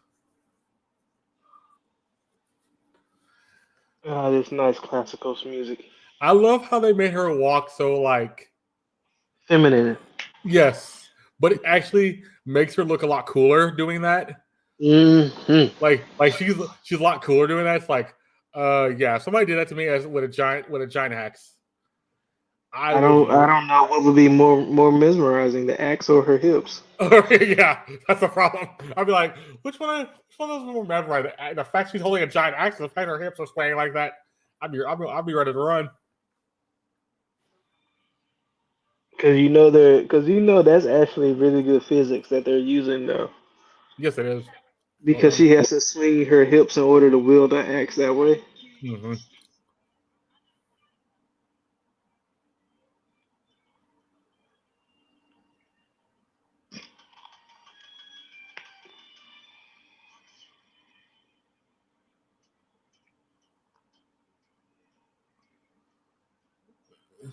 Now I kill you.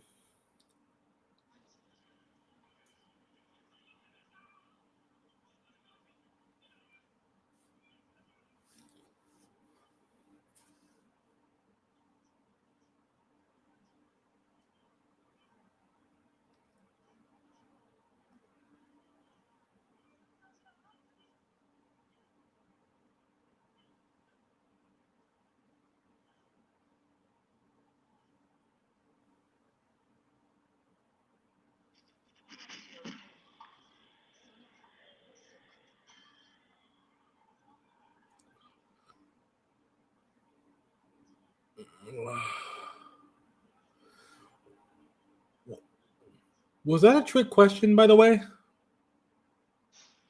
Yes, it was. Okay, that's what I thought. It's a trick question. So she asked him, "How do you value your life?" But either way, anything he would have said, he would have probably still died. So it wouldn't have mattered.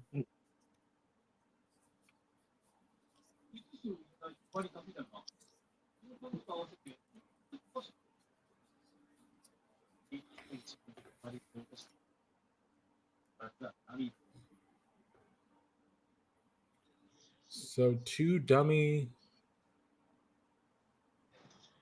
barriers.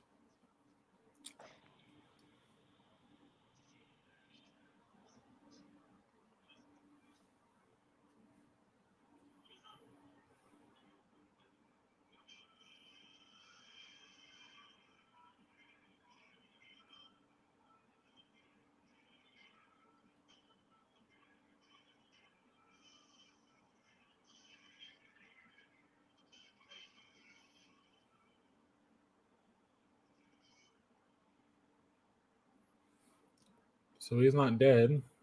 We know that much. Nah, we don't know that yet. Oh yeah, we don't know that. I thought.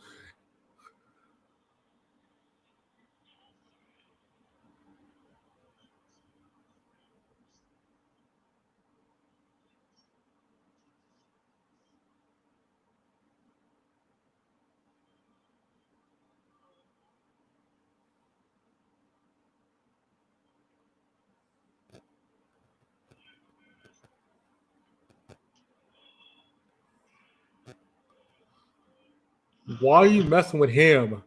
You know he's crazy.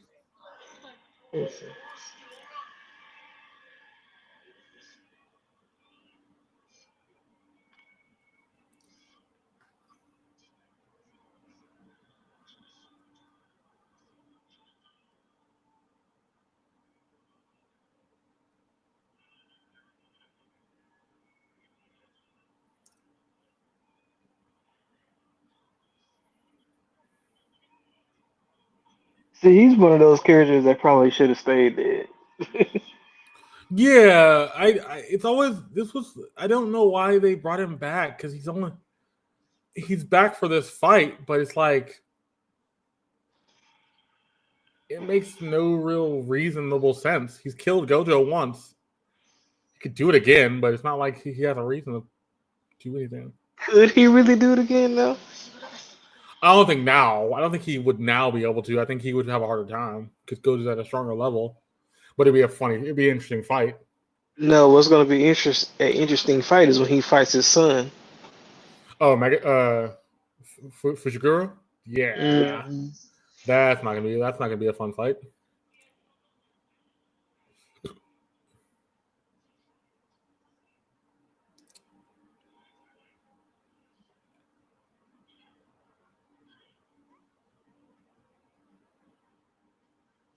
What is the old man even doing? He's just sitting there.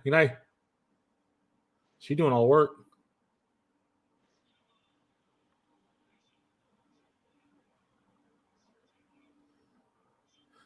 Oh yeah, so Fujiguro says he's not dead. All right, Yeah. but he's not doing well.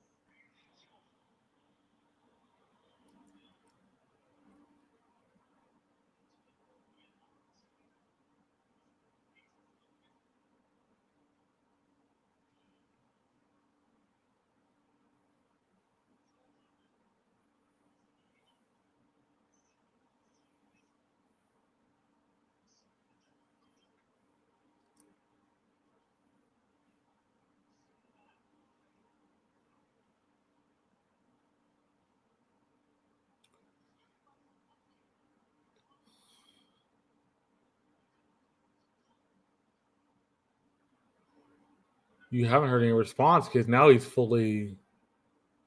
He might just be.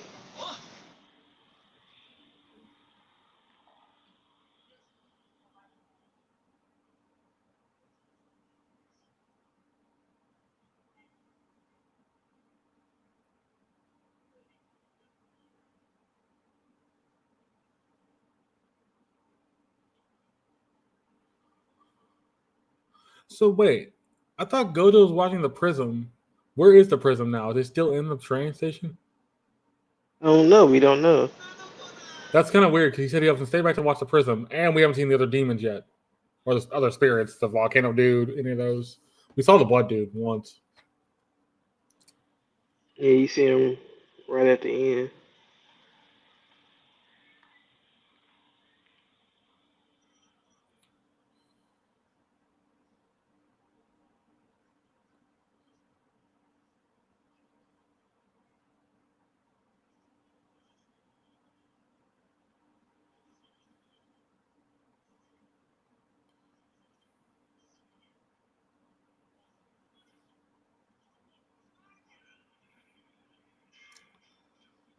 I love how he can just throw that sword. Most creepiest sword. Yes, it is very creepy sword.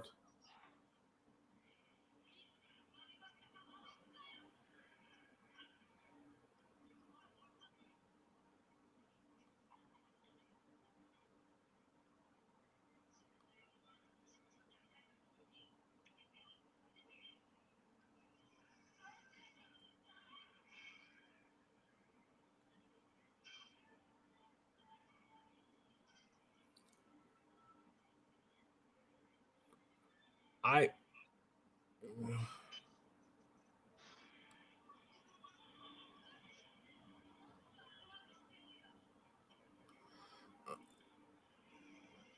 I would have locked the door behind you. You think she? I don't think she had that much time. Oh, okay, so it's just kind of like she just started running.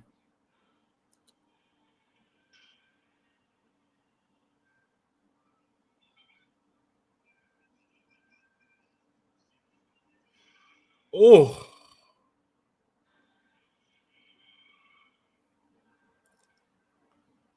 look out!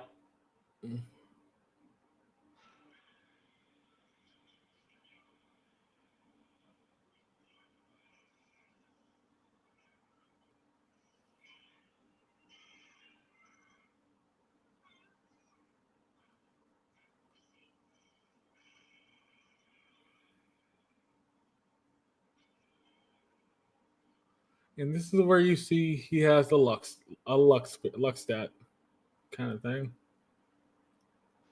Yep. And then the sword just knocks her jaw out. It Literally, may just not. It her jaw is literally broke. sends her into a concussion. Yeah, that is one thing I do remember seeing. She is fully knocked out for the rest of the series after that punch. I do remember What do seeing you a thing mean? about. I mean, she kind of wakes up from it a little bit. She wakes up from a little bit, but like you don't see her like she's not gonna fight anymore. Really, that's what they kind of like Well, tell you. They kind of tell you that well, at the end. she doesn't really get the chance to really. No,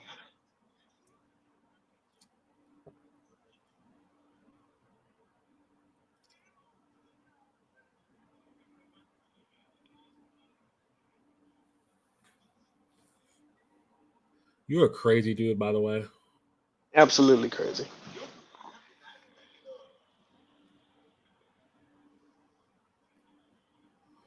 So is that a cursed weapon, or is that just like a dark weapon? We don't really I'm know. pretty. I'm pretty sure it's some type of cursed weapon. Hmm. I love how they work mouth work. Hmm. Like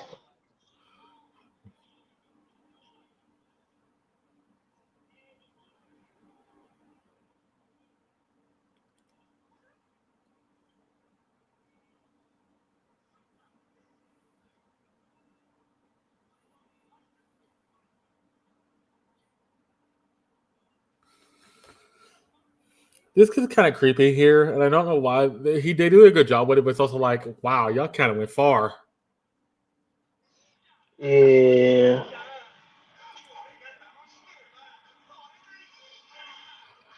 You stabbed her right, right in the butt. man. I didn't get that at all. I was like, what? What's he doing? You could have stabbed her in the ankle and it would have been fine. Oh, you stabbed her in the leg now. Mm. Ugh. This dude kind of goes far with his like destruction. Dude, just crazy. One of the people they put in a mental asylum. Yep. Danger to self and others.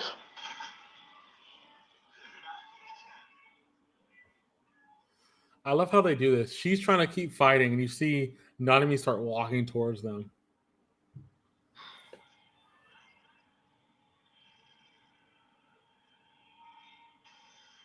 And the glass shatters.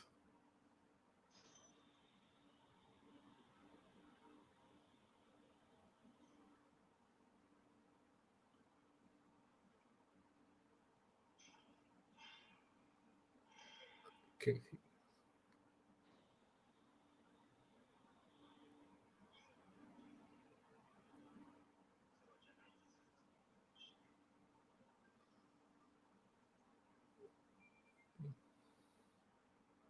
It's not okay to kill people in suits that's not black. All right. Oh man. I like how they just made him look like a whole BA at this moment. Yeah, he just like I'm walking into the situation. I am We, not gonna take any. Not taking. I'm taking this seriously. mm-mm. I wrap my tie around my hand No like jokes. tape, Mm-mm. like tape, and I'm about to go down. I'm about to throw down. Like he already knew his skill. He's like, you know what? The skill, the way I beat your skill is the way of thought. Yeah. By the way, You're is it lucky enough you survived.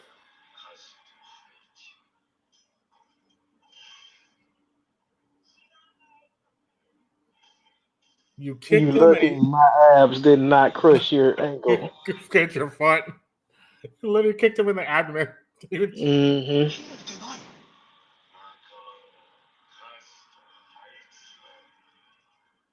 Last chance. Ooh, Ragnar. Uh, Ooh. we're gonna go bare knuckle boxing here. All right. It ain't even gonna be nothing. I don't even know if you can call it that. Like he You one lucky punch. you survived. One punch. He's like, I have to run now. I have to run now. Oh no, you're not running. You're absolutely dead.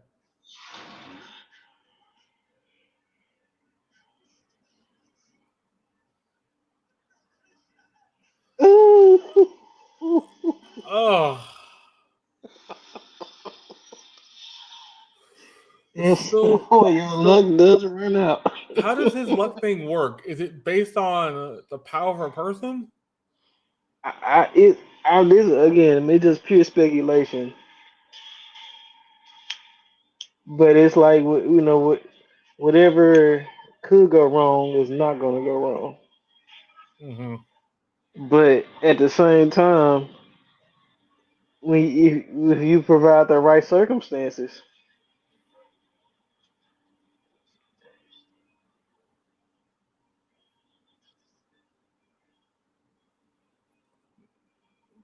Why are you smiling, crying? because he knew that was all he could say. Oh, Now, you know what I would have liked to have seen. which is This was a great scene. Like, don't get me wrong. I would have liked to see his head be detached from his body they will. with a I punch of would that force. I would have too, but I think that would have been too far. In the sense, I don't think Nominee would have done that naturally. Like, I don't think he would have gone that far himself.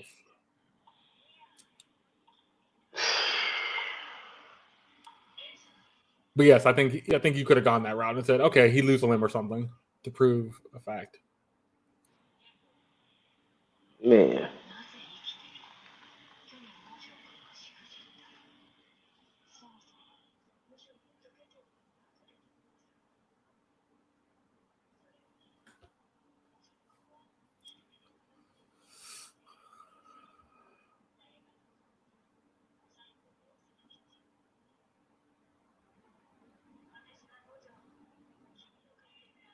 So she don't know about what happened prior. Nah, but she's putting the pieces together already. Mm-hmm.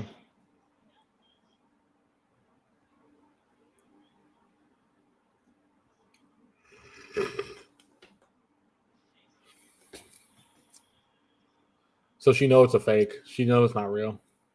Mm-hmm. Special Graves disease curse.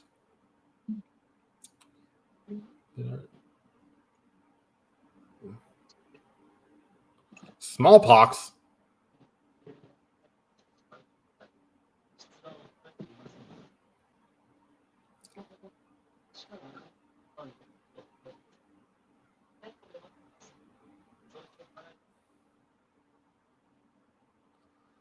If you mass exercise gifts, I'll fight you.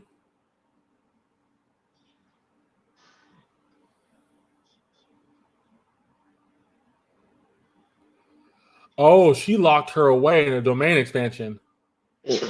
Yeah, no, that thing locked her away. Locked her away in a domain. Coffin. Put a giant rock on top of the coffin.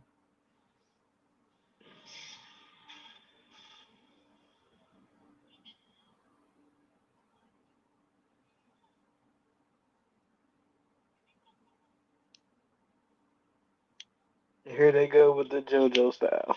Yep.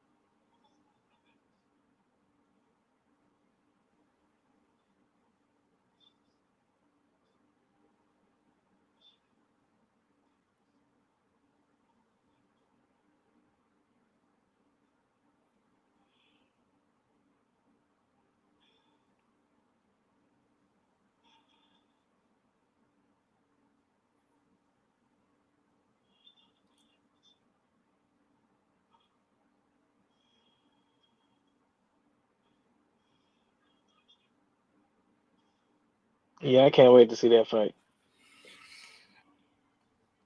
That was an episode of JJK, episode 36. That was really well done. Like I said before, I'm only going to go through the major beats of this, and Chris can fill in details, and I'll kind of fill in certain details myself. So we start this out seeing where Nominee was headed. He was heading up to where the guy, the other supervisor, was dead. He figures out the supervisor died and why he died. And then we see Ichidori and Fushiguro. They're after they beat the dude, they're like, we need to, start heading back. But before we see that, we get one of the coolest things from this episode is Maybe in her little section at the beginning of the episode, just walking with the axe. Oh, like also very cool. And she's talking to this like this frog spirit and says, I do great things. I've done a lot of great things. I'm one of the best sorcerers around. That's why I became a grade 1 sorcerer at such a young age. And then her little apprentice starts clapping. I'm just like, okay, this lady's during a speech and he's clapping. Okay, and he goes, applaud. You might want to applaud her. And the fish guy kind of applauds. It was funny. But this all leads up to the fact she asks one question. She goes, what do you value in life? She asks, I think it's Yue. I think it's how you say his name, Yue. And he says, I value what you have done. What's Mei have done for him. And then she asked the frog dude. The frog dude took a second to think, and he's like, you can't tell me? I'm just going to kill you. I told Chris this as we're watching it. It's a trick question. I was like, is that a trick question? And he said, Chris says yes. Because there's no point. She's going to kill him either way. So really, exactly. Not really anything out of it. Then we kind of skip into Fujiguro and them. Fujiguro and them basically finish off fighting the old man. They figure out what's going on because they destroyed one of the curses, but the curse didn't destroy all the other veils. But all the other veils were fake. Not the one destroyed was actually real. But then they see their friend Isan falling out of the sky, and as he's falling out of the sky, Fujiguro calls the bird thing. The bird thing hits him, and then Ichidori catches him. And as that's happening, the next big thing we get from this is all middle part of the episode, basically, is Toji is talking to the old lady, and Toji's kind of gone nuts. Toji is back from the dead, technically, and Toji's like, well, you can't tell me to do it, old lady. And he just kills the old lady outright. Now we have another big villain in Toji and Geto. You have Toji and Geto now in this plot, and now it's going to be a lot of mess. The next little section we see is Nail Girl, the other security lady, the other supervisor lady, which is the blonde-haired one, and the girl that can't use cursed energy, but she can use cursed weapons, and one of the heads of the clan. They're in this building fighting, and as they're in this building fighting, she says, "You two need to go somewhere, and we can handle this." He's being lazy, by the way. And it's like, I'm not lazy, I'm just resting. She's talking about the Zenin clan man. So they leave, and they run and see the dude with the hand sword. So this was interesting. This dude is creepy, weird, and kind of a little off-putting. So what's her name starts fighting with the nails and saying the nails really aren't hitting him. He's blocking everything. She tells the security lady around the building. She does. The sword follows because she knocks the sword out of the hand. It follows her and gets to her, cuts her ankles, drops her to the floor. The girl comes back, tries to chase after him. She does chase after him. And as she's chasing after him, the blonde-haired guy gets to her and really is standing between her and the security lady. They kind of back and forth. Good little fight. Nothing really big here. The big thing here is basically he just starts cutting her through and through. He stabs her in the butt. He stabs her in her ankles. He stabs her all the place, just kind of smiling while doing it. The whole time this is happening, Nominee is slowly walking to the building they're at. And they build this up so well to the point where you're like, what's going on? So then they're fighting. They're still fighting back and forth. So this is all the middle part. They're fighting back and forth. We get to the back half of the fight. Brown-haired girl can't really do much. She's out of her depth. And they're about to clash the sword and the hammer. As that clashing is about to happen, the glass breaks. Nominee walks in, takes off his tie, wraps it around his hand. Dude looks so pissed. I don't know if somebody did something to his coffee in the morning. It was that bad. Like, this man was pissed. He literally walks in there. The girls leave. They get up the escalator and get out. And he asks one simple question. He asks, what's the location of this area? And the guy's like, I don't know. And he just punched him. By the way, this spirit has a luck stat. So he is a very lucky thing. We see this earlier with the fight where she throws the nails into the air. He blocks the nails, they go into the air, and she makes the ceiling explode. He just stands there, takes the whole explosion. Doesn't care. Oh, this time the luck thing is not going to really work. Because Nominee punches him once, knocks him pretty much out. And basically, as he's getting knocked out, he's in this glass thing, kind of like, I need to run. Nominee picks him up, punches him again. But it's funny. So he starts fighting him, but what the spirit tries to do, he tries to cut him with his sword on one of his collars. Nominee doesn't move. He tries to kick him in the abdomen. Nominee doesn't move. Nominee broke his foot. The demon could have broke his foot before that happened. Before Nominee would have moved or did anything. Then the second punch that Nominee does at this dude, after he knocks him into the little glass case, he's holding him up and just punches him right in the gut. Knocks him out. He's bleeding from the nose. He's smiling. And he keeps asking the same question. I'm sorry. I don't know. And then he's like, you're going to tell me or I'm going to really mess you up.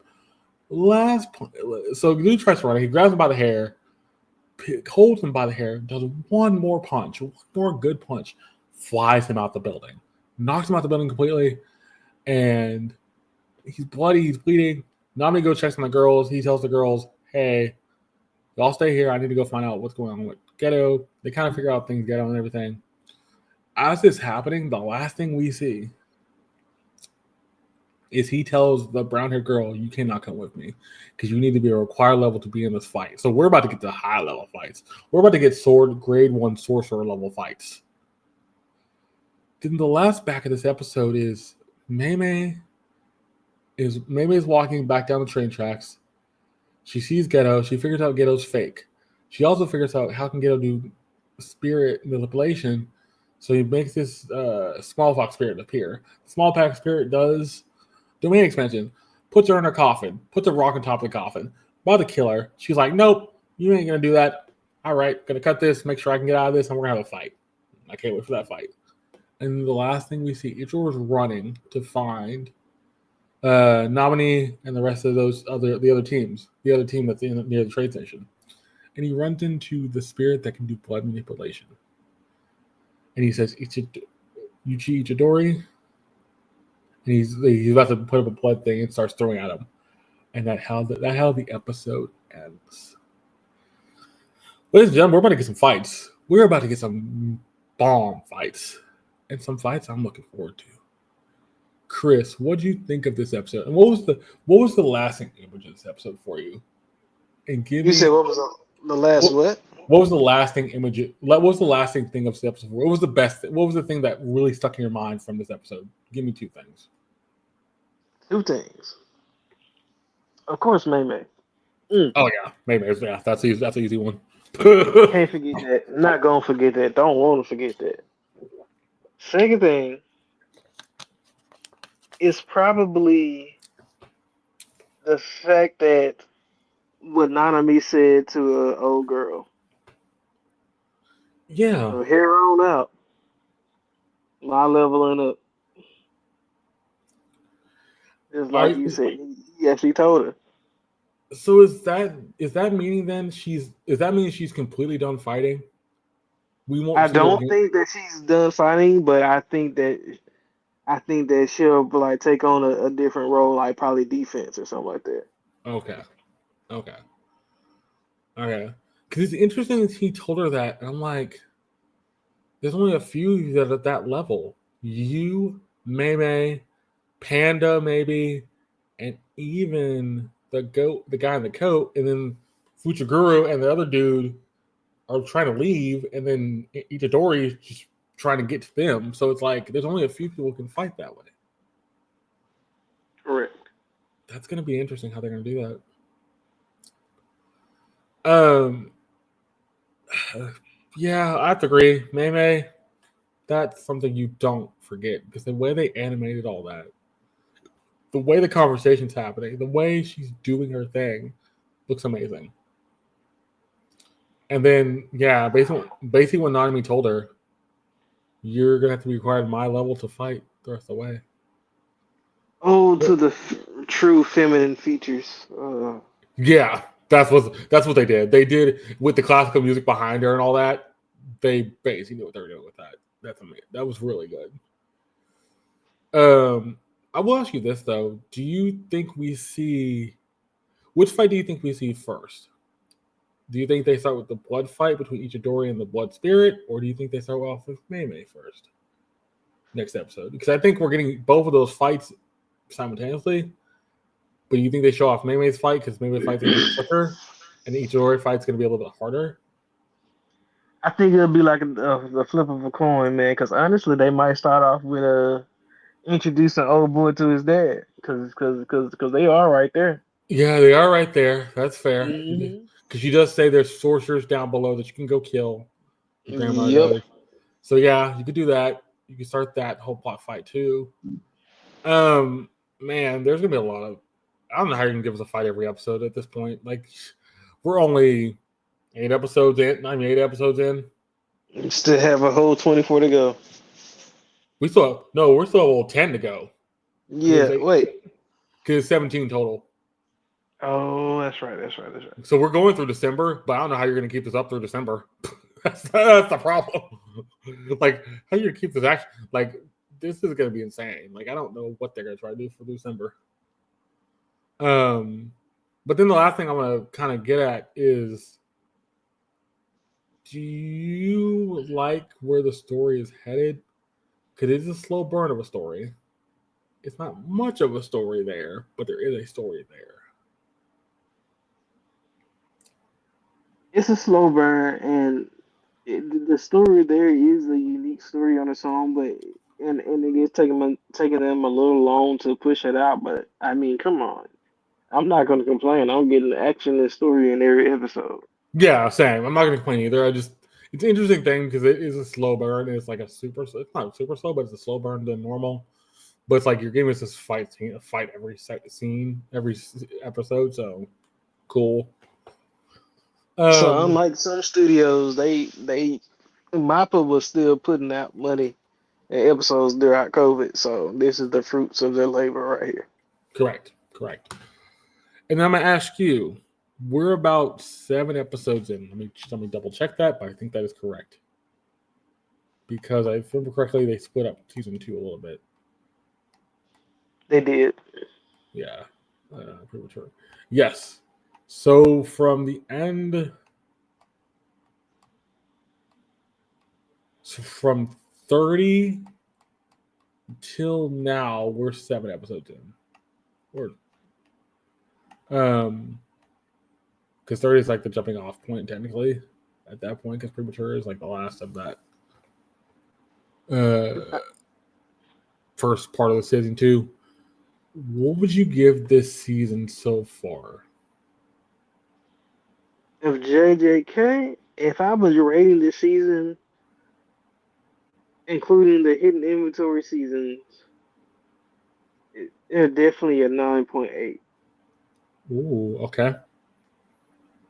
I mean, because they're right on the cusp of everything. Like, okay, so Gojo is a powerhouse, but we still cannot forget the curse that's living in our old boy. Yeah. So what's his name? Sukuna. Yeah, Sukuna's still living in Yes. Ichidori. So yeah, that is true. So we still have that the whole plot to figure out. So we still have a lot of elements to introduce for, so which makes it a whole nother mystery. You see what I'm saying? Yeah. I would go around the same 9 point, yeah, 9.7, 9.8 for the season. Pretty much same reasons you said. What would you give this episode specifically then? So episode I'm gonna give 36. this episode a 9.4. Oh, that's your highest so far this season, I think. Besides Shy, yeah. Yeah, besides Shy. But yeah, Uh, this episode kind of deserves a 9.4 because there again, you're keeping true to your promises. You're keeping me entertained. There's still a mystery, and the fact that this is your second season, we know you have we're still waiting on them to introduce new characters, but y'all still setting up fights with interesting matchups. Like so, yes, you deserve every bit of that 9.4. okay. I would actually. How this is gonna be tough.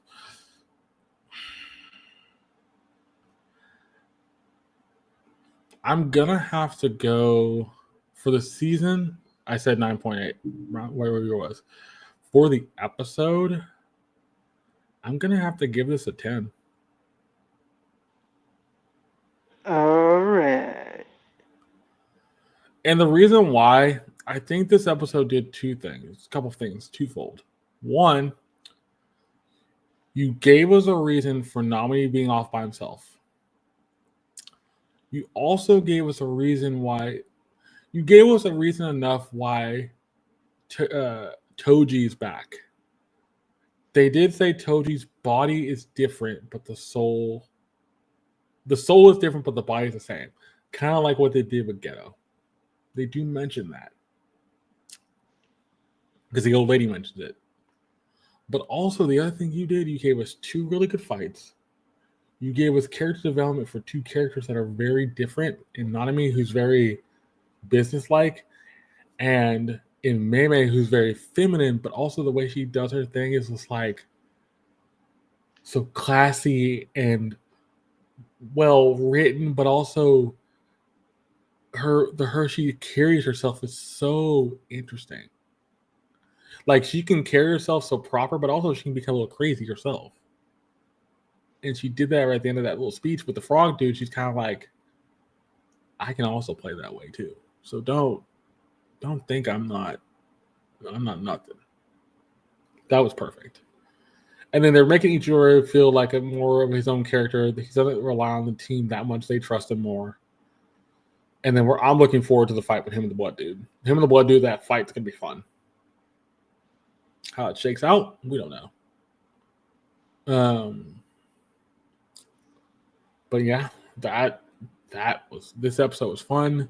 JJK is on a roll because it's kind of it's getting its groove now, getting in the middle of the season and getting to where we're going to be heading. Yeah, this has been one of the better anime seasons in a long time, ladies and gentlemen.